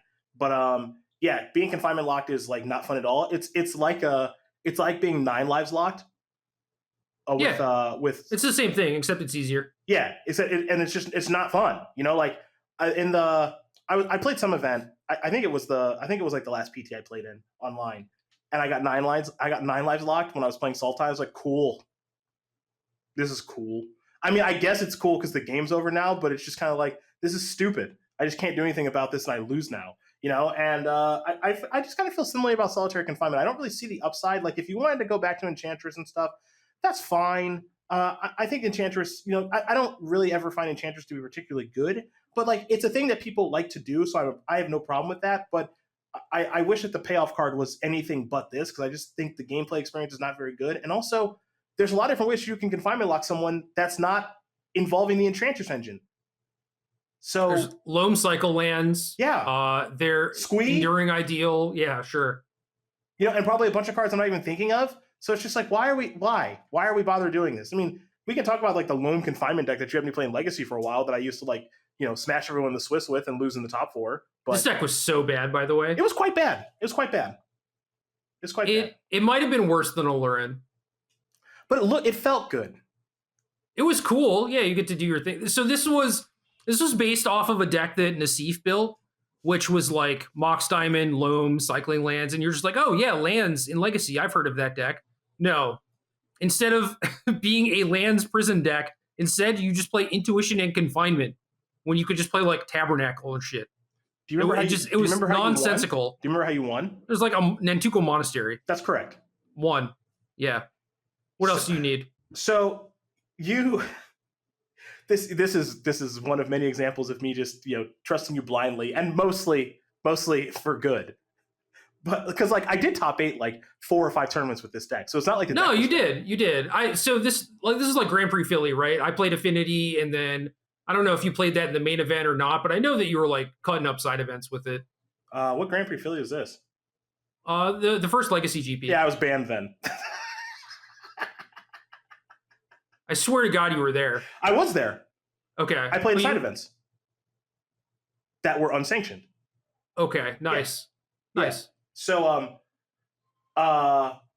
no, so basically the way this deck, if memory serves, like the cards that were in this deck were like Lone Confinement, Swords, Brainstorm, Force, Intuition, and then like a whole lot of lands, right? So basically you just Confinement, Loam lock them, then you get your Monastery, Nantuko Monastery, thank you. You find a way to threshold and you just give some beatdowns. So here's the problem. There were multiple. One, if someone swords your Monastery, you were in a whole lot of trouble. Can't let that happen. Yeah, you can't let that happen. So you got to counter that. So they have to know, like they have to not, I don't know. Yeah, so they had to know that was a thing, right? So I think you had 2 monasteries in the deck. But like, if someone swords your Monastery, you were in a lot of trouble. Also, like, dude, go ahead. Two monasteries does not sound like something I would do. Well, so I'm pretty sure. Oh wait, this deck didn't have standstill. I don't think. No way it had standstill, and that means I don't think you had factories either. So I think it was just monastery. But if you play against goblins, they can just roadblock you for a while, and that's actually what ended up happening to me, and how I kept losing with this deck in the top 4 of tournaments and not winning them. Is I play against goblins and either not have swords for their lackey and die, or like I would kind of get the lock established and the people wouldn't concede like they would in the Swiss, and they were also good, and I was just kind of like, this is annoying, and they're just like, yeah, I'm just gonna block for a really long time and like figure something out. Or like, and you had to dredge 3 to upkeep your Confinement. Yeah, so off of like Loam cycling it, and eventually you just got decked. That's correct. Yeah. So that is my experience with that deck, in which again I did make like the top 8 and top 4 of a lot of tournaments, but then like when I played against like someone good with goblins, it was just kind of like, hey, I know how your deck works, and I'm just like, that sucks. I can't win now. Well, crap. Yeah. So I'm anti-confinement as a reprint. That's all I got on that card. Next up, Yavimaya Elder. I got nothing with this, so I don't know why it's here. I played a lot of Rock, you see. I was Psychotog guy for a long time, right? And there was an extended PTQ. Well, there was an extended PTQ on a Sunday. On the way to this PTQ in Kansas City, me and my friend went to a Grand Prix trial, I believe. That was also extended. And I played Psychotog in that event and lost in like top 8 or top 4 to a mirror match or something. Okay. It was like, yeah, whatever, stuff happens. Still going to play this deck. No big deal. So we get to the PTQ. There's a Grand Prix in Italy happening that same weekend. And so like day 1 has just completed. And they post like the undefeated decks, and they're talking about like the metagame breakdown and stuff like that. And it's just like all like Sly and Suicide Black, just nightmares for Psychotog. I'm just like, yeah, it's fine. People in Kansas City, they're not gonna know anything, right? Okay.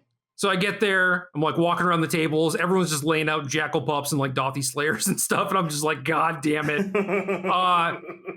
So my buddy Steve McKenna is just Rock guy for life. And I was just like, all right, Rockmaster, like, teach me all that you can in 10 minutes or whatever, and let's try and get a deck together for me. So like, I have a lot of the cards, but there was some stuff where it was like Onslaught just came out, and I had loaned him my Ravenous Baloths. Like, obviously you need that card, right? And he was like, oh yeah, I'll just give you your Balos back and I'll play Spike Feeders or whatever, because like no one had them. And I was just like, nah, like, I loaned them to you already. I think that you have a better chance of winning, like you actually know this deck. I'll just play like Spike Feeder instead. It'll be fine. So I end up selling the slot in the finals to Matt Schmaltz. That's a name. And then like the next week there was a PTQ in Wisconsin that I played and top 8'd while I was like sick with food poisoning. And this is where my Ravenous Baloth got threatened. Do you know this story? No. Okay, so we'll come back to that. Okay. And then the third week of this PTQ season, I won the PTQ with Rock. And then I was just like, I was like Rock guy for so long, because I'm just like demolishing everyone. The short version for Yavimaya Elder is like, in that format, it was like pretty cool. Realistically, people should have been doing like more busted stuff, and this card should not have mattered at all. But it's the type of reprint where it's completely outmoded by just like standard cards. This is like Tireless Tracker, Jade Light Ranger. It's just like, come on, dude. Like Courser of Crewfix. Yeah. Like, what are you doing with the Yavimaya Elders? It's like, why reprint this thing? Because I have fond memories of this card, and it's the same thing when it like gets past you in Cube, like 12th or whatever. You're like, yeah, not a chance in hell you're making my deck, right? It just makes you feel bad. Yeah, I was sick with food poisoning, and top 8 of this PTQ playing against Mono Red, and my opponent announces threaten, targeting my Ravenous Baloth. All right. So I go deep into the tank, as deep as I can go. And I like do some math. He's got like a creature and a flunkies. I have like some Wall of Blossoms, some Treetop Villages, and I beautiful mind the shit out of that math. And I was just like, yeah, I can, block, survive, whatever, and then I can clock them in 2 turns, and it's golden. I'm great, right? So then we go through combat, and they sax my Ravenous Baloth, and I'm just like, oh no. Because all my math was like, oh yeah, and then at the end of the turn I get my Baloth back. Okay. So there was like a crowd of people watching this too, and people were just like, what the hell is wrong with you? Like, so many people at that moment were just like, you are the worst Magic player I've ever seen in my life. And then I win the PTQ the next weekend. And everyone is just so mad. They're like, that guy, the Baloth threaten guy. It's like, yeah, what's up? So I'm going to tell my Hogak story here really quick, because it's sort of similar to this. Okay. But I tell you this because one of my favorite things in Magic is like someone thinking for a really long time, and like you're sitting there and you're just like, what the hell could they be thinking about? Like, I don't understand. Like, I imagine that person is sitting there, like, they cast the threat and just expecting it to be a 3-mana, like, Dark Banishing. And you're just, like, deep in the tank, and they're probably just thinking, what's happening? But, like, they're not going to say anything because they don't want you to, like, they don't want to give away, like, what's going on or anything. So you're just in the tank, and then you just outthink yourself, right? So it's similar insofar as my opponent didn't outthink themselves. They just were in the tank for a while, okay? So this is the Hogak PTQ that I won 2 years ago with your Hogak deck that I had never played before, okay? Yeah, I mean, I never touched that deck either. I built it. Yeah. I never played it. So, PTQ in Vancouver, you give me the deck list. I think combination of you and Gottlieb give me the cards. Me and Emma go up. Emma tells me, basically downloads all the information in my brain in our 2-hour drive, and I end up winning the PTQ, right? So round 3 or 4, I'm playing against Jund midrange, right? I'm playing Hogak. So basically the buy. So on turn 3, I play Hogak. My opponent, on his 3rd turn, maybe his 4th turn, I don't remember. But, like, they untap, they draw, and they just go deep on in the Tankarooski. And I'm just sitting there with, like, my Satyr Wayfinder and, like, my some sort of zombie, Grave Crawler or something, and, like, a Hogak, right? Pretty full graveyard. My opponent is just really deep in the tank, and I'm just sitting there patiently because, like, I don't know what they could have. It's Jund, and I haven't played any games. Like, so maybe they've got, like, some Psycho Graveyard hate card or something. I got no idea, right? My opponent is just like, all right. Taps their mana, Maelstrom Pulsar Hogak. And I'm like, okay.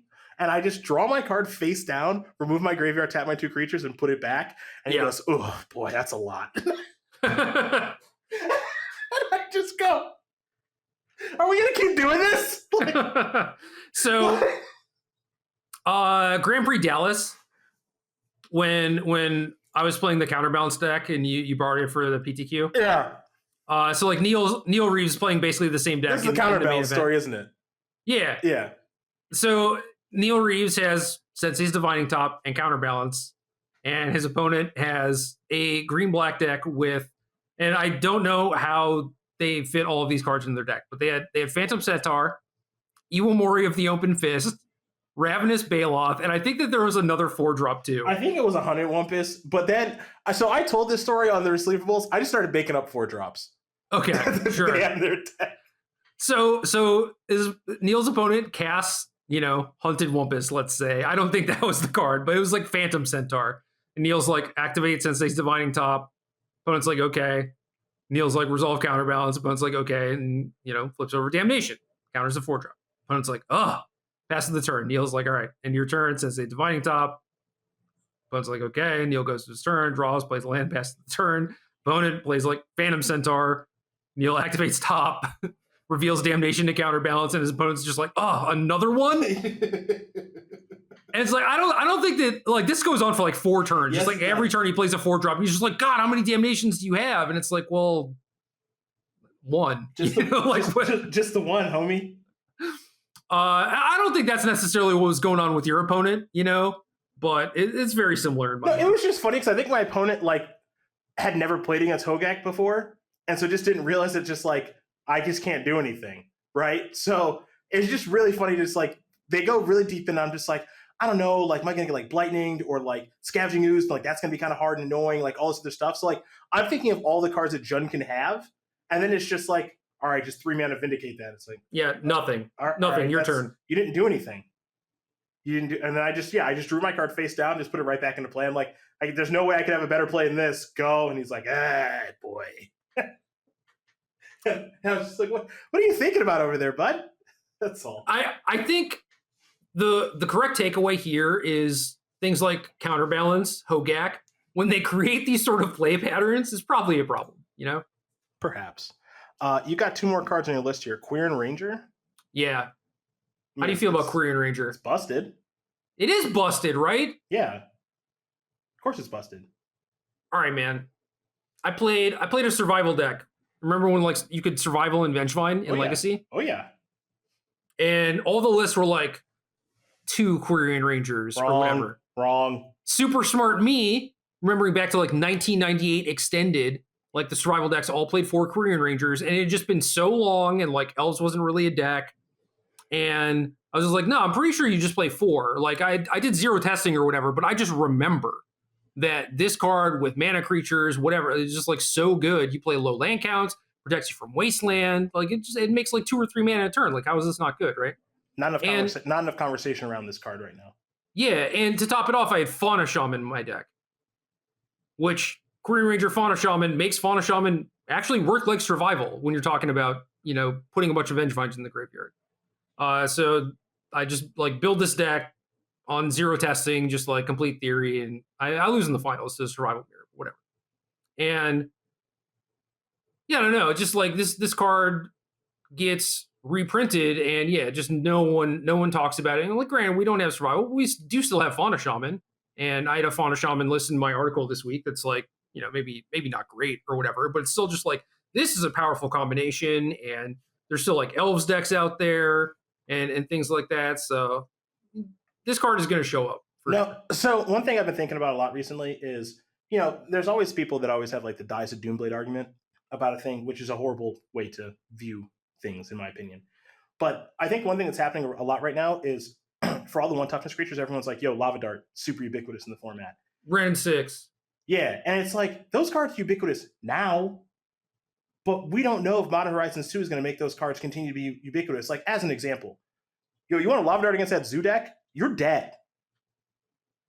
Like the Scion, Territorial, Kavu, look at my gigantic creatures. Like, that deck looks at Lava Dart and it's just like, what, you showed up with this? You kidding me? Yeah, get that garbage out of here. And like, and they still have a bunch of Hierarchs in their decks. It's like, so like, if that deck shows up and shows out and is actually really good, which we have no idea, then like Lava Dart is horrible and people have to cut it. Or like and this is just using the examples of what Devin was playing before we started recording, not while I'm talking to you. Yeah, of course. Like the mono red hollow one deck that he was playing with Asmore and Hollow One and like a bunch of stuff. It's just like, okay, like a lot of those creatures don't have one toughness either, and like has Vengemind in it. So I think it's really simple to just go like, oh yeah, like Ragavan, like that card's not very good because Lava Dart exists, and Quirion Ranger and all this other stuff. And it's like, well, we have no idea if these prowess decks have just been like pushed to the garbage can now because of all of these cards that just got printed. And I think it's totally within reason that those prowess decks are no longer good enough. I was talking to Pete Sully because he's been playing a lot of Izzet Phoenix, and he was like, I can put together an Izzet Phoenix article for you. And I was like, yeah, obviously I'm interested, but I was like, also I might not be interested like next week on Tuesday, because if the results from this weekend of Modern are just like, yo, no things to Lava Dart, your deck sucks. Yeah. So I might not actually want that article in 4 days from now, because that deck might be completely obsolete in 72 hours. Yeah, we don't know. I mean, Modern Horizons 2 is a big set and has a lot of playable cards in it, and a lot of the stuff is very powerful. It would not shock me if like crappy blue-red creatures, which, it's an inherently fair deck, right? Like, if that thing gets outmoded, I would not be surprised. Now, maybe there's a different Lava Dart deck, or maybe Ren and 6 is very good or whatever, but I doubt it, I'm prepared for Lava Dart to start making its way out of the format, not stay in it. That's what I'm expecting. Yeah, it's more of like the decks that Lava Dart would go into are probably not going to be very good versus, Correct. Lava Dart not having any targets or whatever. Yeah, I think that these prowess decks, like, it made sense that they were dominating, and I think those were good decks pre this set. I think that those, and I still think those decks might be fine, but I don't think that's even close to the best thing going on. And again, I don't know if it's a Zoo deck, I don't know if it's a Hollow One deck, I don't know what it looks like, but I think that there's an emphasis in a very real way about creatures in this set. And that doesn't even get into like the whole like, hey, Solitude, Dam, bunch of other cards that like are kind of making creatures a little bit worse, but they're fighting them on a different axis as opposed to dealing them 1 damage. So I think the Quirion Ranger is going to be overlooked initially, and then people are going to find out the hard way that card is out of control. Yep. Last one, baby. You ready? Never cast it, never will. Oh, come on. Shardless Agent. My friend. That thing's made you a lot of money. First thing you said in Devin's stream was you should go Shardless Agent. I was just like, how dare you? First card that's got to go. The first card. Card's very good. Maybe not when you're cascading into Lightning Helix or whatever. Maybe that's not what you want to be doing.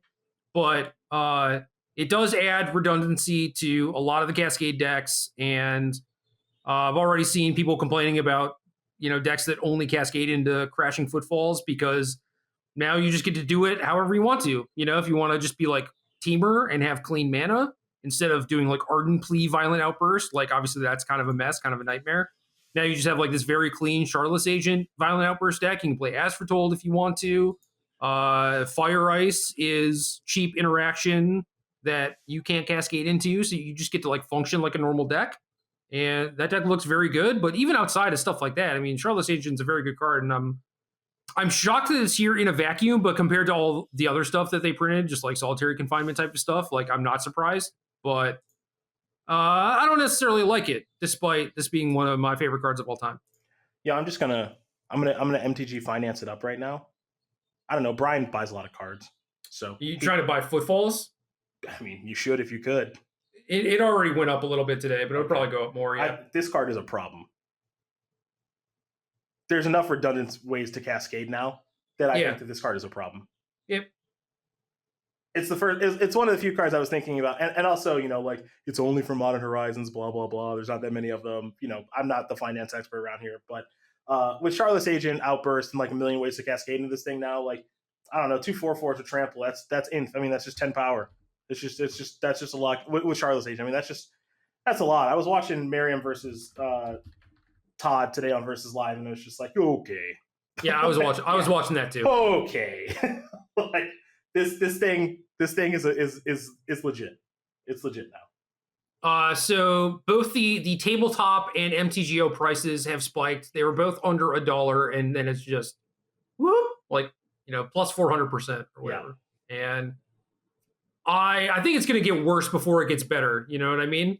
Like the decks are going to get tuned a little bit, and more and more people are going to start picking them up and playing them, and people are going to be annoyed for a couple weeks until they figure out something that's actually good against it. But yeah, I was watching like Yama Killer play humans and like played a Sanctum Prelate on Zero and got like Bone Crusher Gianted and then just like lost to a suspended Footfalls. It's just like yeah. I mean, normal mode it will play fine, and then there's just so many ways to cheat it now that it's just there's just no there's no way to really describe it that H free power basically spread across two creatures. You're gonna die in 2 turns. Yeah, maybe it's not Hypergenesis, maybe it's not Tybalt, but the free spells, especially when the deck building is so clean and you're just like, yeah, turn 3, I always do this thing. You have to stop me or else. In this case, like making 2 4/4s like that's a thing that's going to kill people, right? Yeah, it's just this. It's gonna be an issue for a little bit, so just buckle up. I guess you could lava dart them. Yeah, that'll work. Yeah, Soul Scar Mage Lava Dart. Let's go to work. Slow her down a little bit. Any interest in playing something like that? I know that you're more of the person who's like, well, I'll play goblins after everyone thinks it's unplayable garbage or whatever. But this could be fun for you for like a stream, right? What, like Shardless Agent? Yeah, well, just Footfalls. No, man. Why not?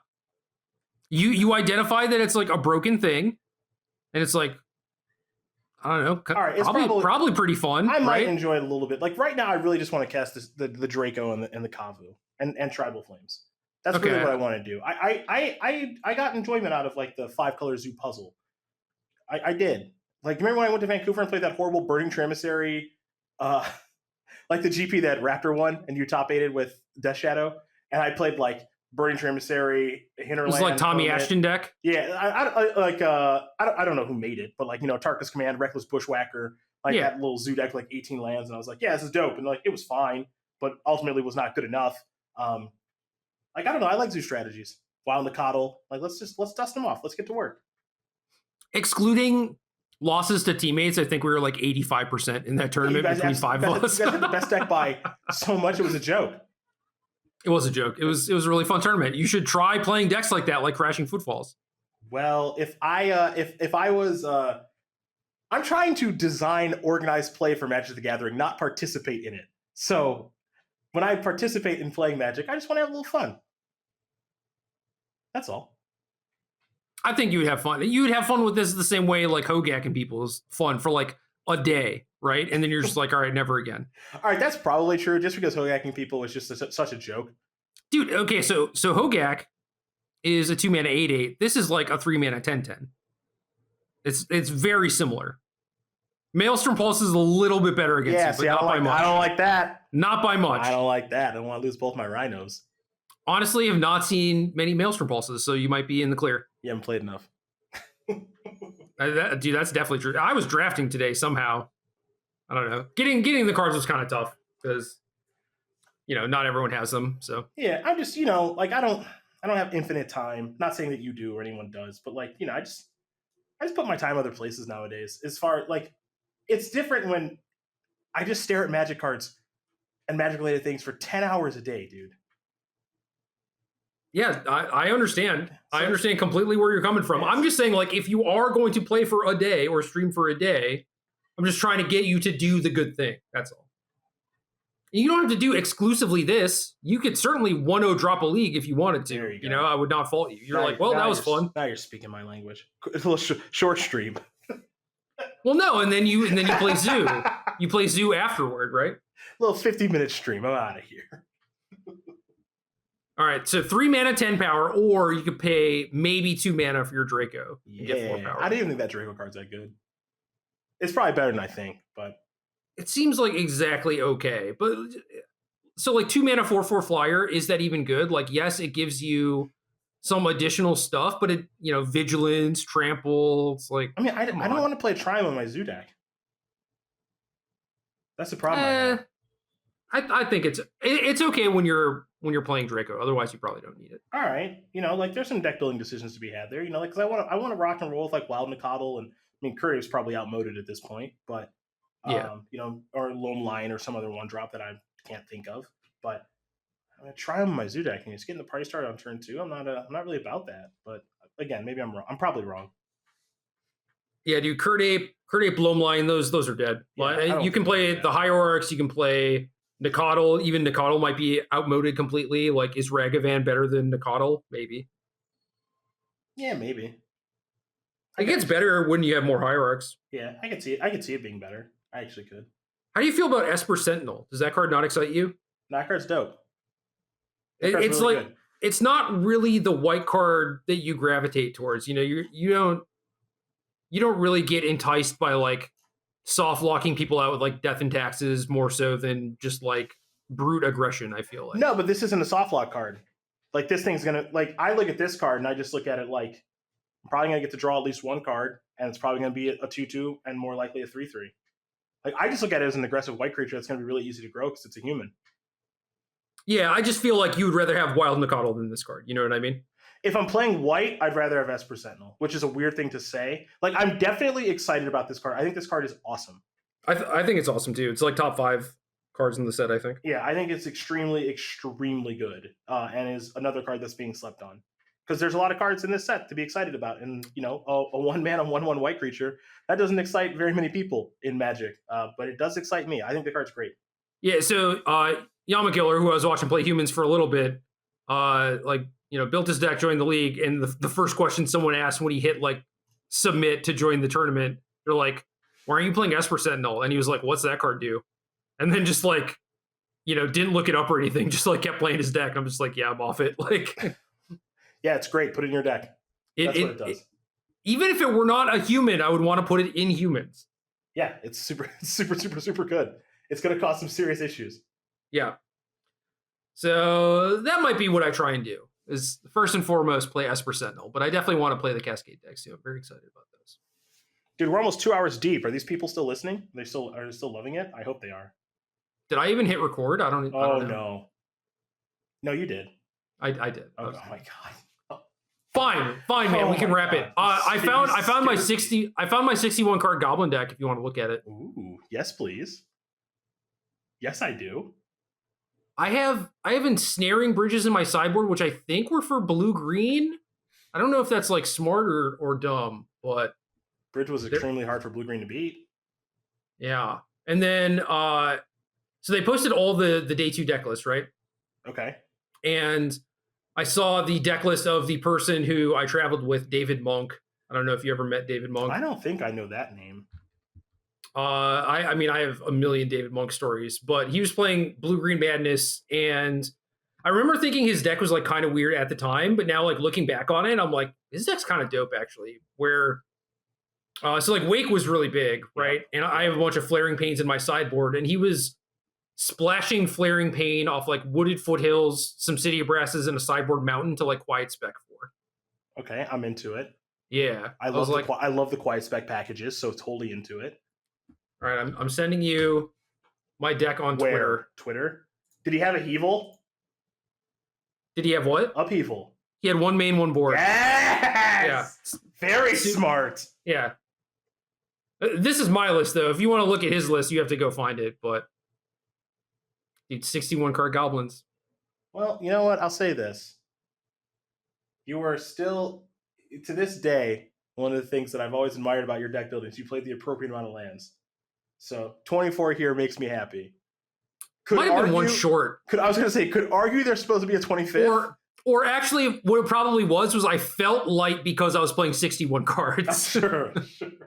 I definitely remember a lot of matches in day 2 where I'm just like stuck on 3 lands and I'm like, God damn it. You know, like you're just stuck single spelling against red-green aggro or something. Very glad to see that you have at least 24 lands and not some chump trying to skate on by. I'll just draw Prospector, it'll be fine.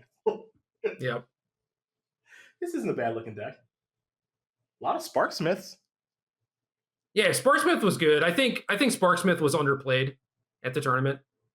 A lot of Sledders, a lot of Sharpshooters. Weird format then though, because there's a lot of goblins, so you had to load up on all that stuff.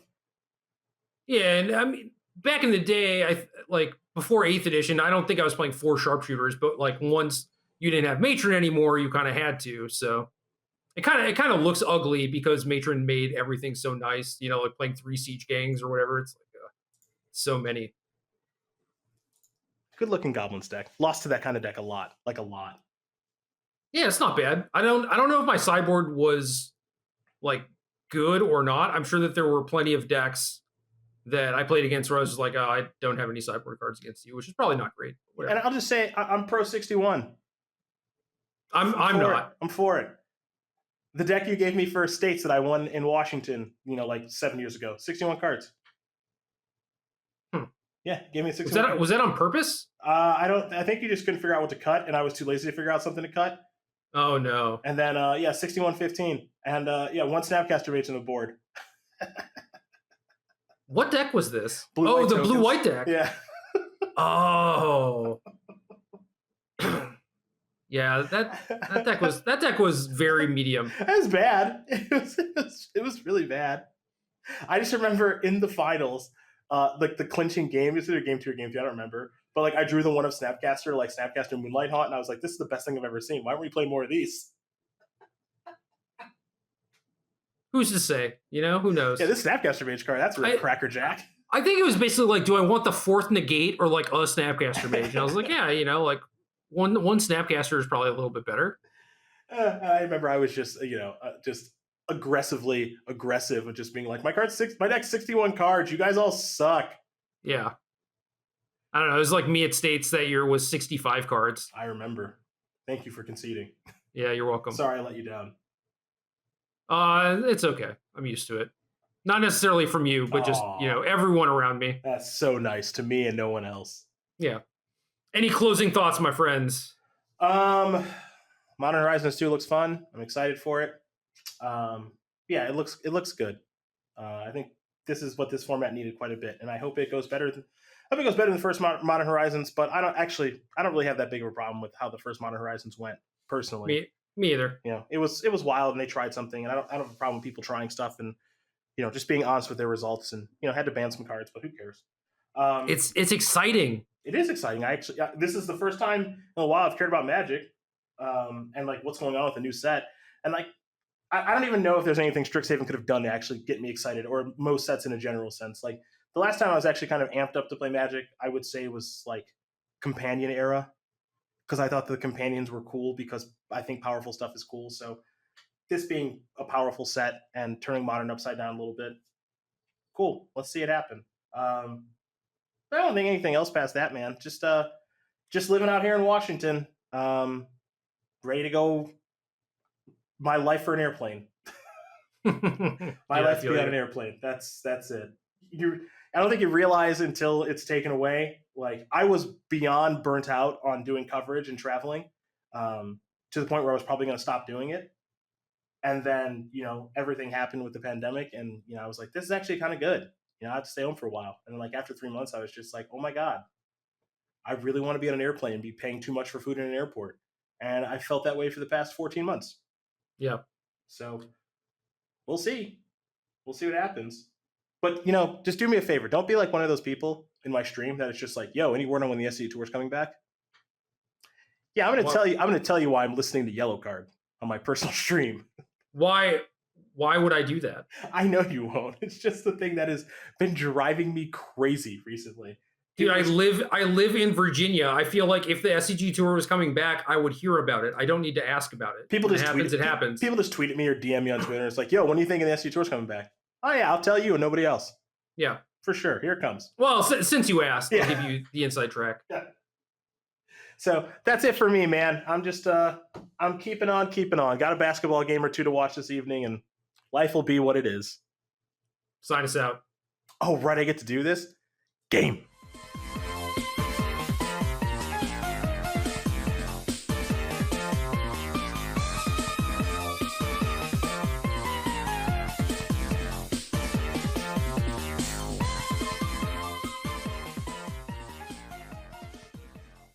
Good luck.